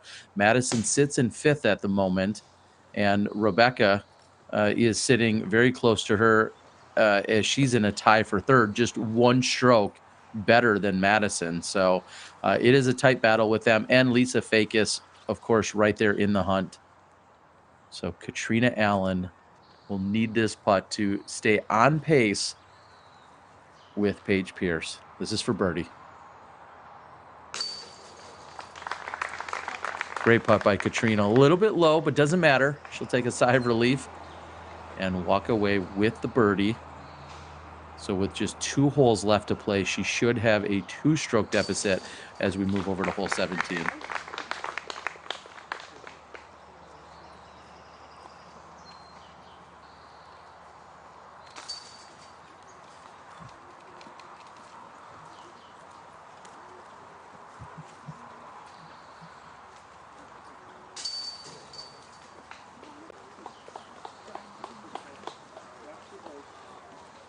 And it's nice to see the gallery growing.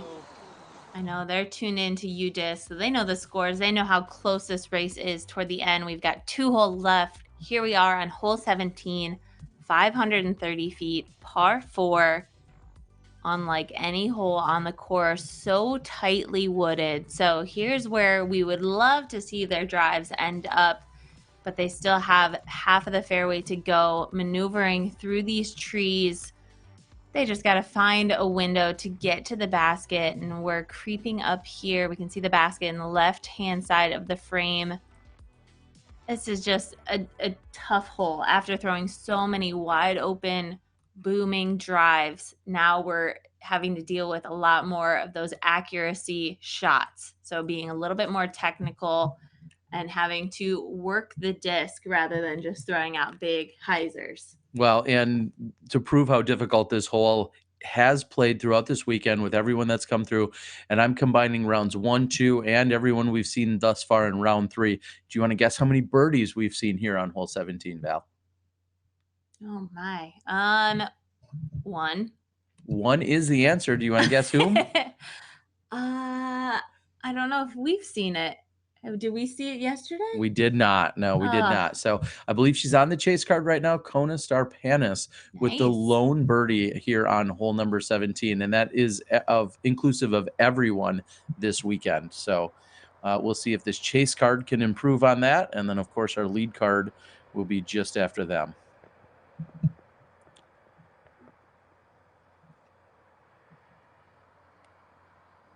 We have Lisa Fakis on the tee.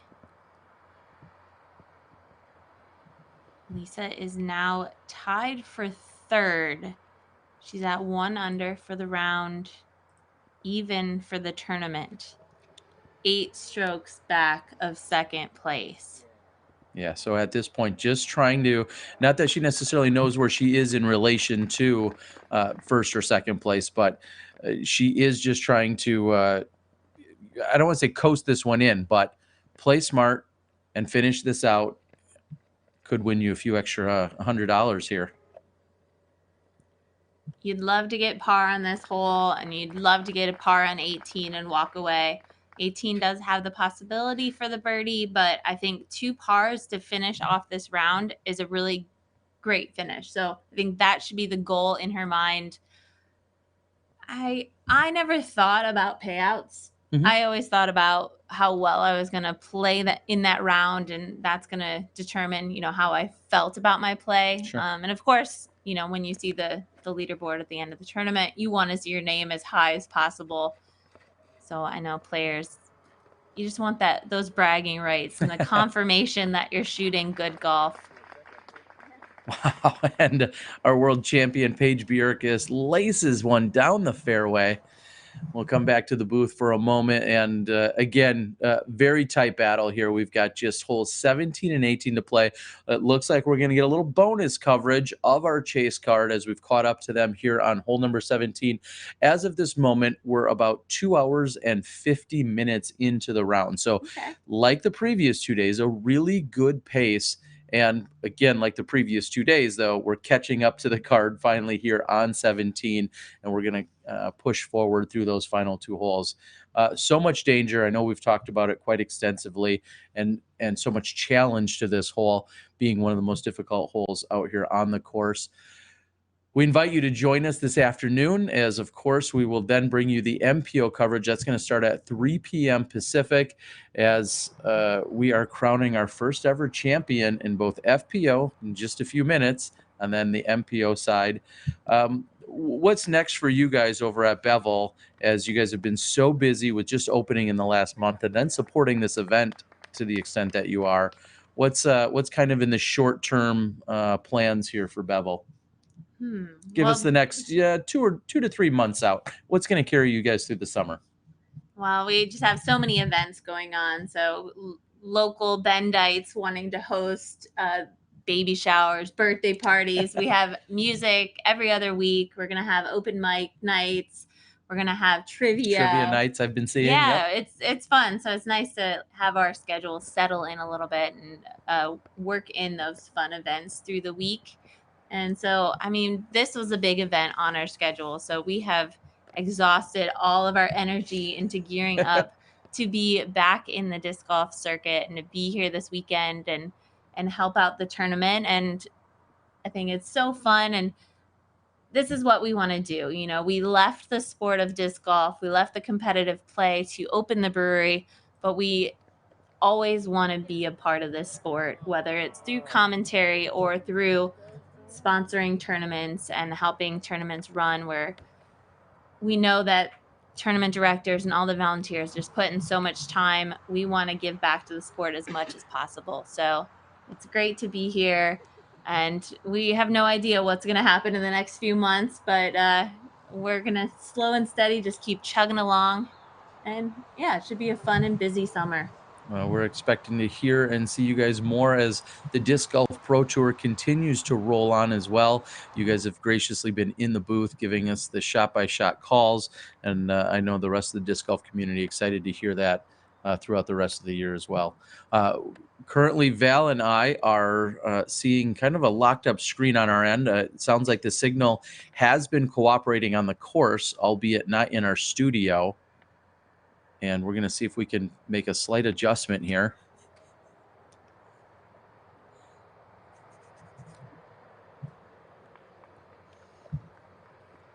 In fact, Val, we're going to let the play just speak for itself for a few moments. We'll stand down and we'll be back with you guys here shortly.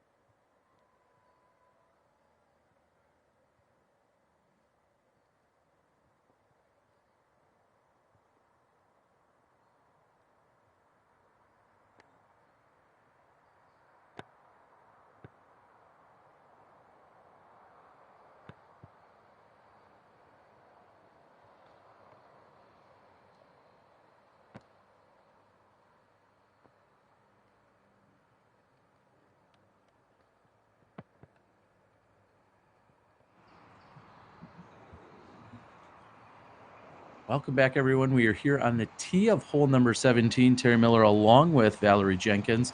I also want to give a quick shout out. We've had so many supporters and sponsors of the event, presenting sponsor in Bevel and Discraft, and also Dynamic Discs, who has stepped up big to ensure that everyone can watch this on YouTube for our live action this weekend. And Katrina gets a little bit of a kiss off the tree there, and I think it was favorable for her. So she is in a good position still.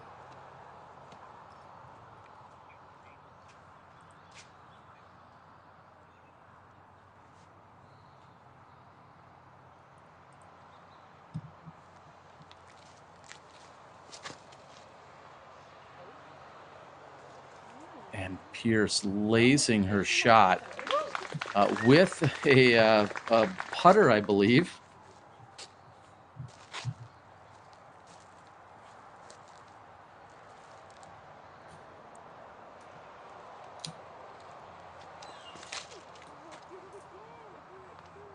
Oh, and a misfire from Madison on the left-hand side of the fairway. If it punches through those trees, she might have a look. It's all about scrambling on the second shot, really, And from anywhere you and land. sometimes the third shot in this hole, yes. Oh, That's a good angle on it. And Rebecca Cox crushing her drive here on 17. We'll see you from somewhere near the fairway in just a moment.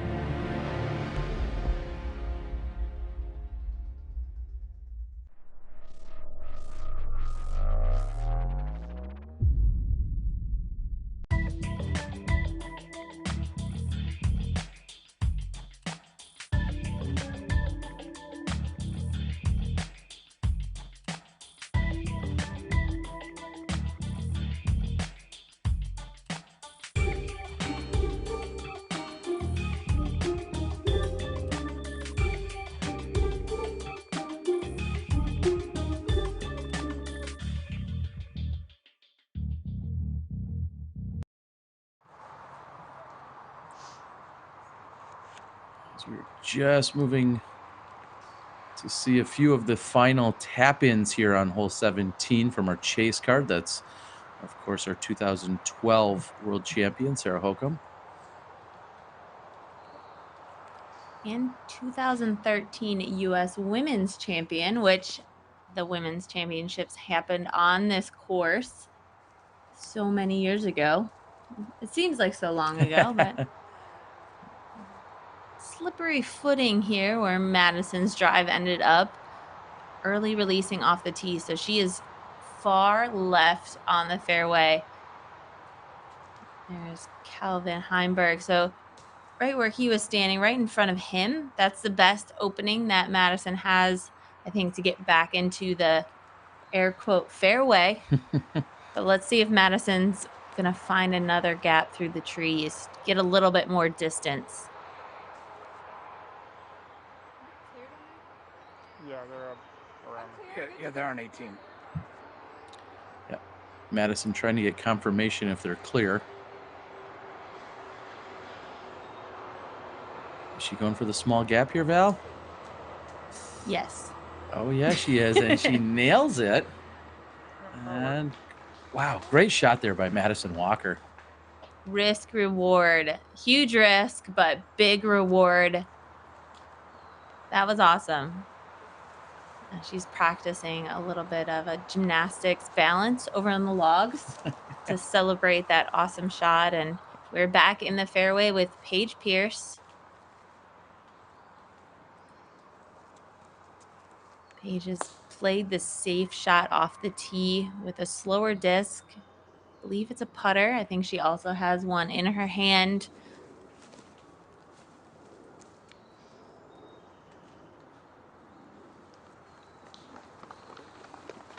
And from what we could see, Val, before that kind of locked up on us, it looked like a really good shot by Pierce.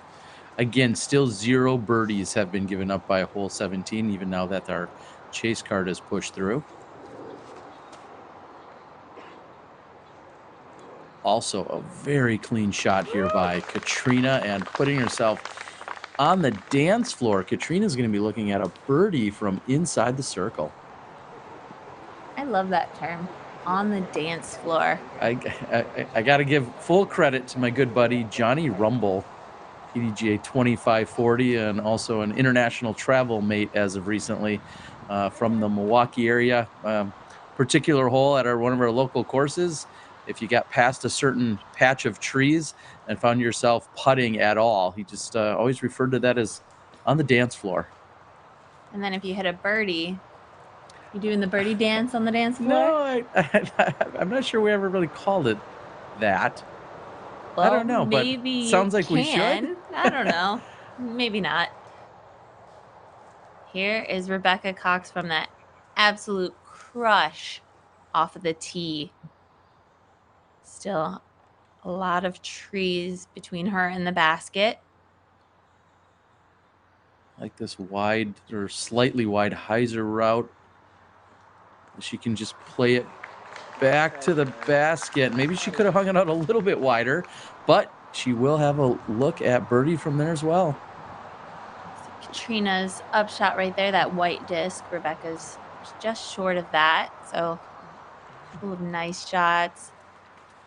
Paige is going to have a bigger putt, choosing the safer shot, disking down, but I think the main goal for her was just to stay in the fairway.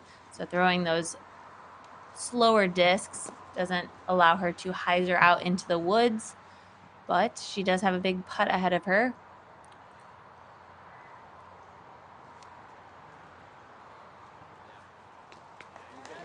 And a great forehand shot underneath the basket. So if you're Paige at this point, and of course you're trying to, play every single shot, for just that in itself, but Paige just needs to match at this point. She just needs to match Katrina either here on hole 17 or on hole 18.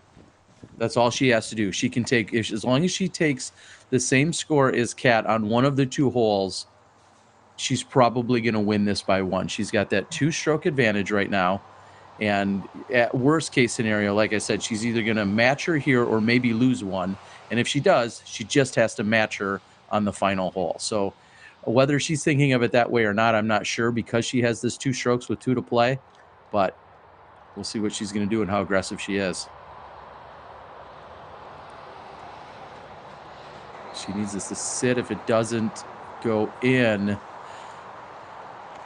and I can tell you, I felt that as she went past the basket. All I was thinking is, do not get on edge and roll, and it's exactly what's happened. And this also happened to her yesterday. She was aggressive on her putt, sent her sailing past the basket, a little bit of a roll into the edge of the trees. She hit the big putt. Maybe she's feeling confident in that putt today, but that is not what she needed to do right now. With the pressure on, it makes even the most routine putts extremely difficult. And it looks like advantage Katrina right now. I think she's...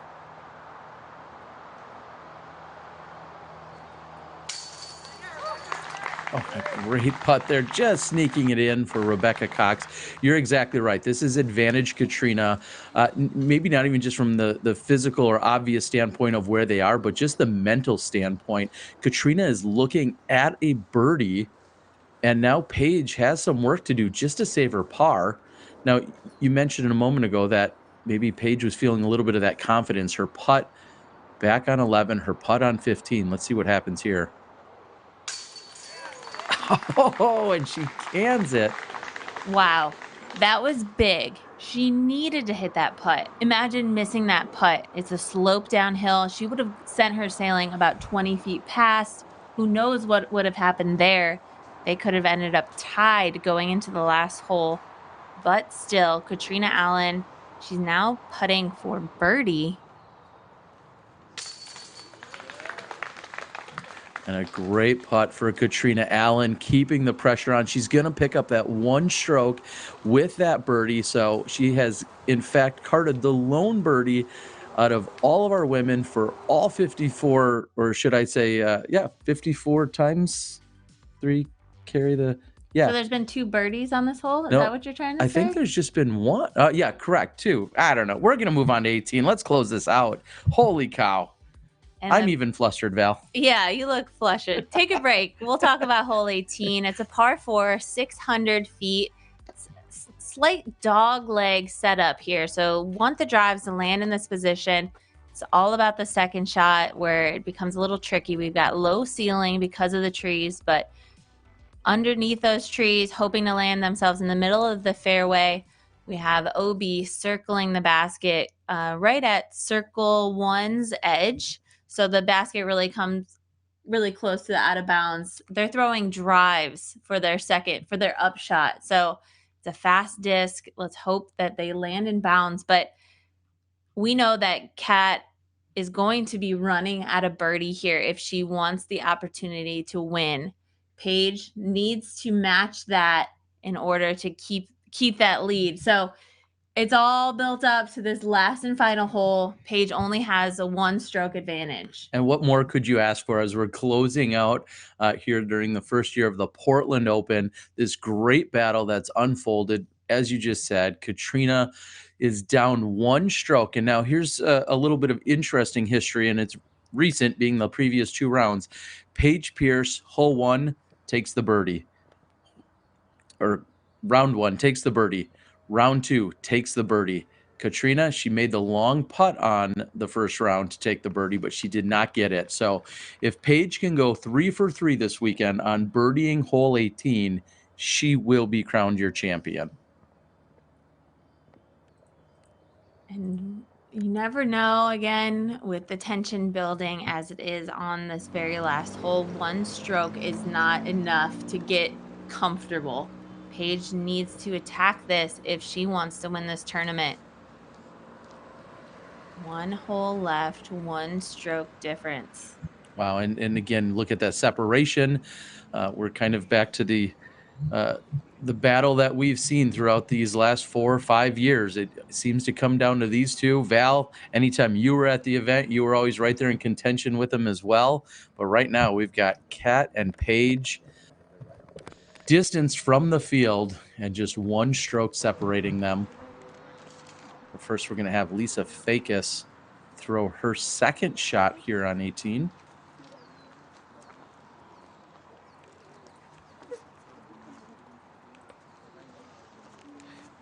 And Lisa, I know you mentioned it a moment ago, Lisa right there in the thick of things, along with Rebecca Cox and Madison Walker for that 3rd, 4th, 5th place positioning.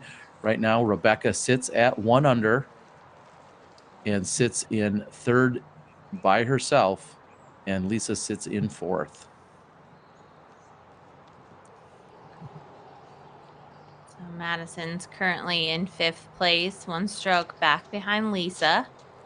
So again, we're on the last hole. We're going to see how things shake up in this final hole and see what those top places are going to end up being. But the main story here is Katrina and Paige, and it's always interesting to see players standing there as they stare down the fairway. What is going through their minds? Right now, some high fives, right, customary before the final hole.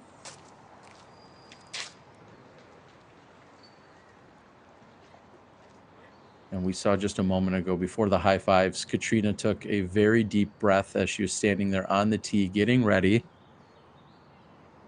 As we're taking a look at the physical scoreboard that's out on the course. Not sure if any of the players are paying attention to it to know specifically as to what the scores are. I have a pretty good idea that both Kat and Paige know what is going on between the two of them. So just looking at the scores on UDisc Live, we've been paying attention to so much of the battle, but Paige and Kat have been shooting incredible rounds. Right now, Katrina is shooting a 6 under for today's round. Paige is at 5 under, excuse me. Those are the hot rounds of the weekend. We saw a couple of 4 unders being popped out there in the first round, but we are back in the action. Let's see how Katrina finishes this off, and it early out of her hand. Oh, is it going to stay straight enough? And it stays in bounds just barely. It actually clips some of the long grass, but it does not pull it in.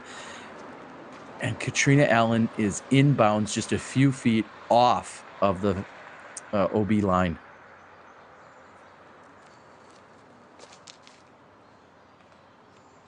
Rebecca Cox really with a picture-perfect drive here.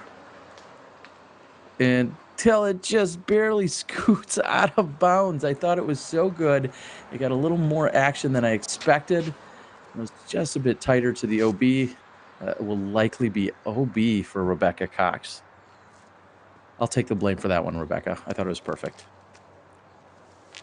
And here we have Paige. She just needs to bomb this out here. Stay away from the out of bounds. And playing it plenty wide. Looking at the high knee leg kick, and Paige inbounds a great shot. And it looks like Katrina Allen will be forced to throw first, which now we're playing a little bit of chess here during this last hole.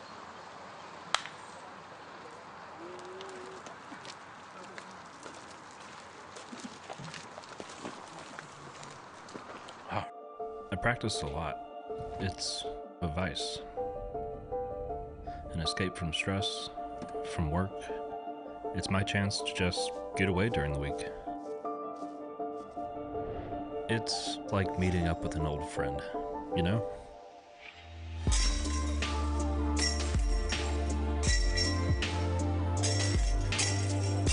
I'll never get tired of that sound.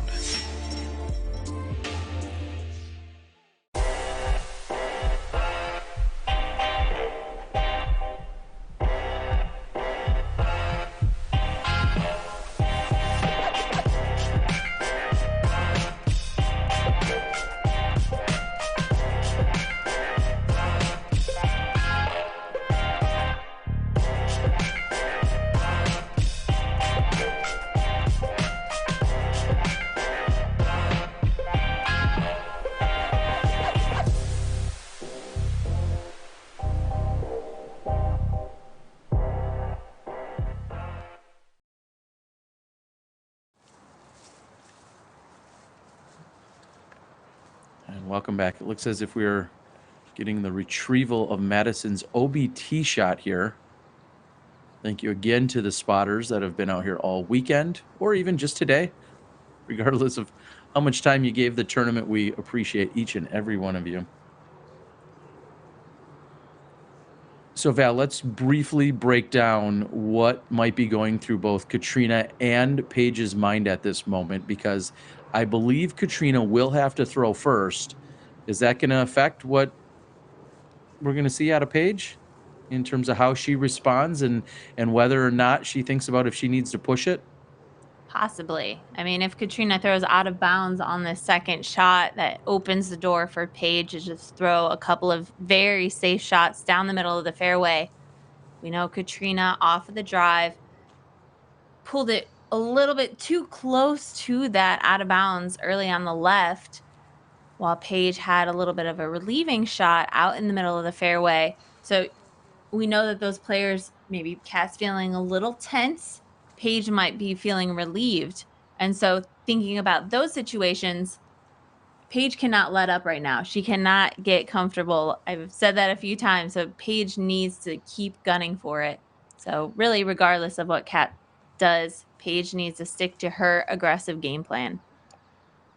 And now Madison, we're watching her after quite the deliberation, ultimately kind of turns that forehand over.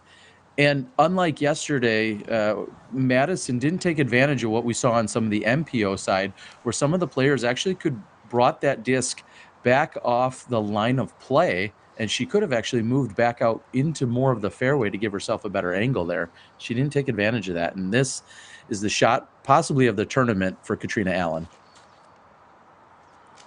It's a little high. Oh, it hits, but it continues forward, and Katrina Allen at circle 2. Wow. So that isn't a clear indicator really for Paige. That's far from a gimme putt or anything of that nature. It's almost a heroic type putt that she'll need. She's looking at 60 to 70 feet. And now here is the moment that we're going to need from Paige Pierce. We'll see if she's actually up to throw or if it's going to be Rebecca Cox.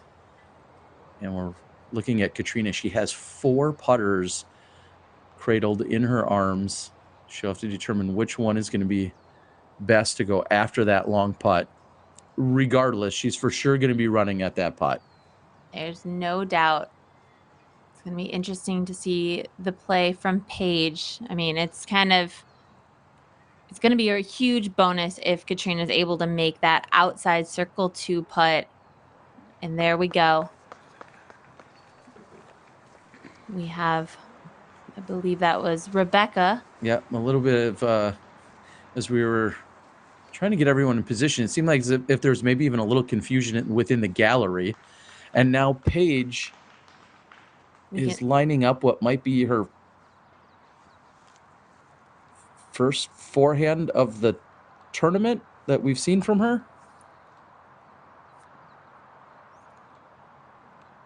This is a safe play, not choosing to go over OB on the hyzer. Oh, come on. She is at circle 2's edge, safely inbounds. I was scared for a moment there. Releasing a forehand with a driver disc. She puts a little bit too much pop and too much angle on that.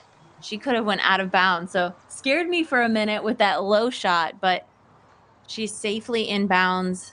Nice play. Putting the pressure on Katrina to make that putt. And Walker finds herself deep of the basket. She looks to be about at circle's edge, so 35 feet. And unfortunately for Walker, a little bit of struggle here as she's trying to close out this 2019 Portland Open. So as we make our way up to the upshots, we invite you to hang around. We will have an interview with the winner, but who knows at this point? We might go into a playoff. Katrina Allen has this chance to tie it up right here. We know that Paige is also at circle 2. Katrina Allen needs to make this to tie it up. This is for the tournament for Katrina Allen. Oh, and she knew right out of her hand. That was not a good effort, unfortunately, for Katrina, and that should likely end her run here. Paige simply has to throw it right next to the pin. She shouldn't even hesitate. And there you have it. That should be all that's needed by Paige Pierce to claim this first ever Portland Open title. As Katrina made it close, got within one here during this final round, all the way until the 18th hole. And Val, wow, what just classic. We can't say that enough. Just a classic battle between the two of them. Hard fought on both sides. And Paige Pierce is going to be your champion. Isn't that incredible? I mean, 3 rounds of disc golf, 3 days of disc golf, and it comes down to the very last hole. I mean, that's why every stroke matters, and literally this is coming down to one single stroke. We're not finished up yet, so we cannot count Paige in for the win, but it is very likely at this point. She's got just a drop in, but Katrina Allen has played such tremendous golf this weekend. It came down this last weekend. This last round, I mean, putting the pressure on Paige this entire time, and congratulations to her. I mean, unfortunate finish there, but we have now are able to confirm that Paige Pierce will be taking home the championship title of the inaugural Portland Open. And again, stick around. I hope you guys are cheering for Paige. Ladies and gentlemen, please put your hands together for the 2019 and first ever FPO Portland Open champion, Paige Pierce.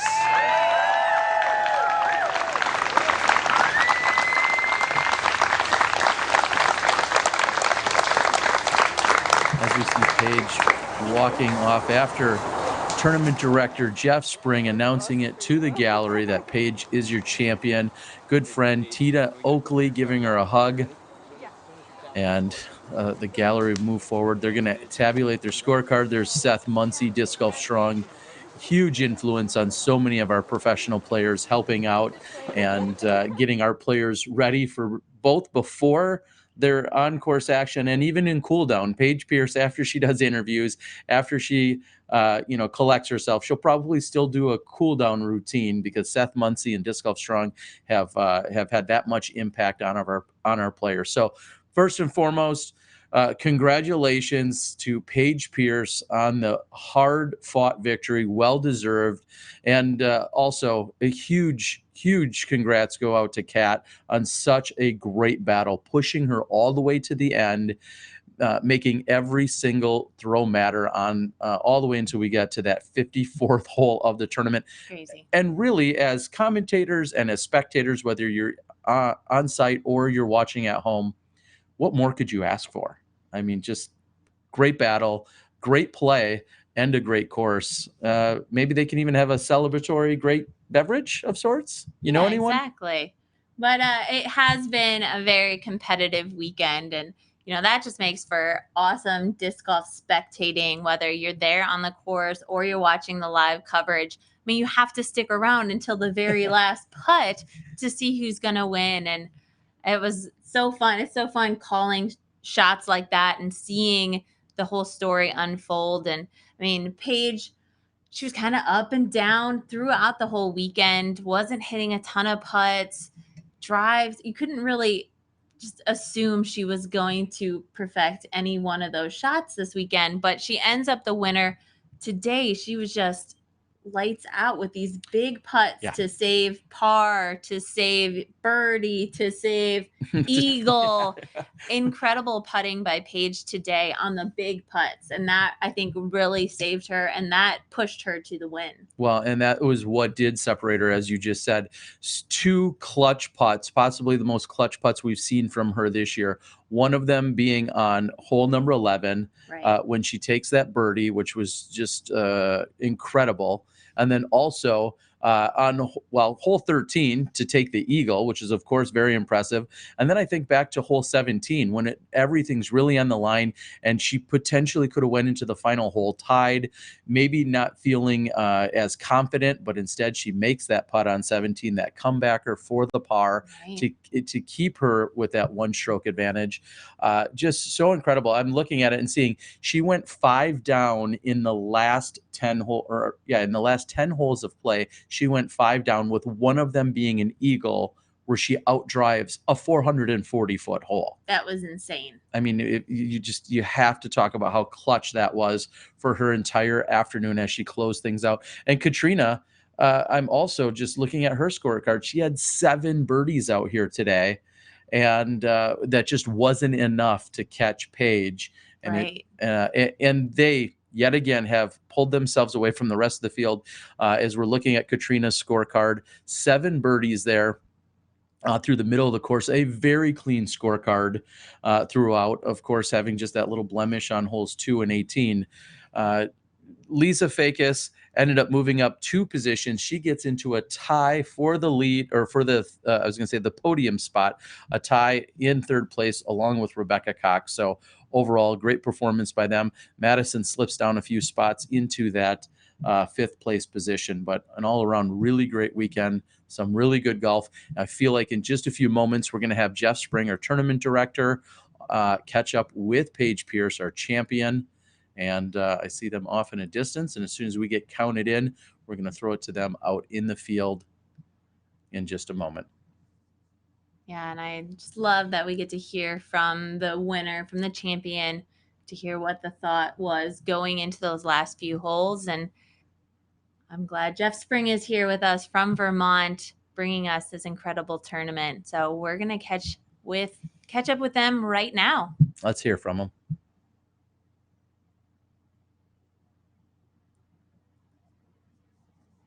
I guess we're not quite ready yet. Okay, Terry. so we're not going to hear from okay, I apologize. It sounded like we were ready to go. They are just getting into position. We do have Jeff Spring, like we were just saying, the tournament director. Quick shout out, Zoe Andyke, along with Dustin Keegan, yourself, along with Nate, all very crucial in making sure everything unfolded the way it did this weekend here at the tournament. And now we've got Jeff, our tournament director.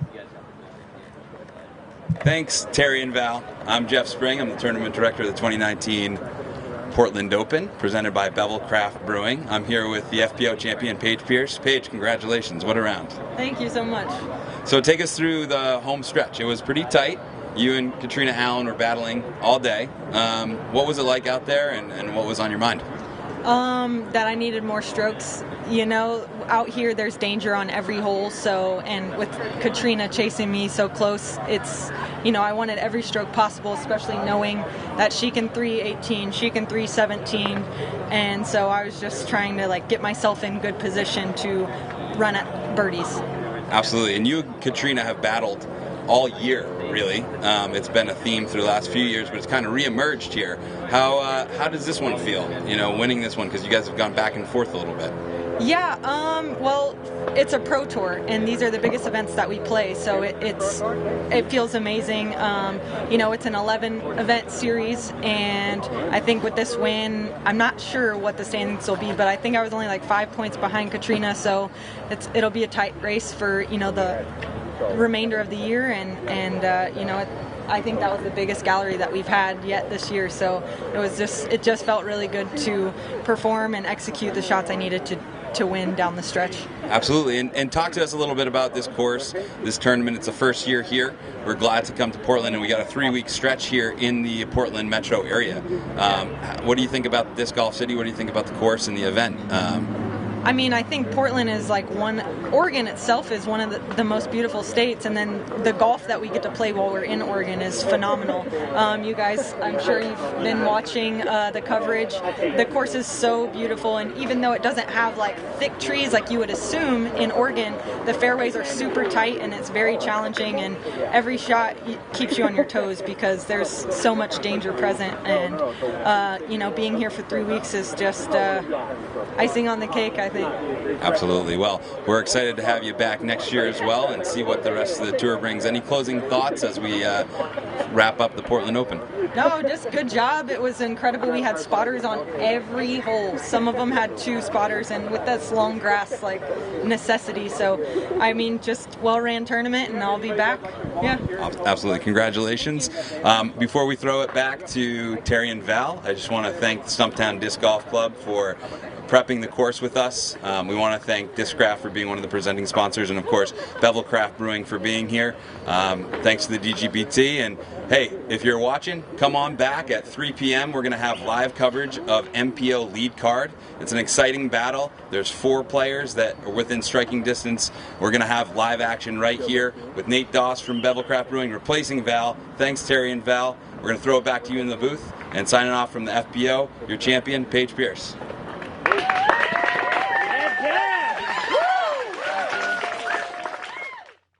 All right, and as we're both sitting here with huge grins, thank you so much, Jeff. And again, congratulations, Paige Pierce.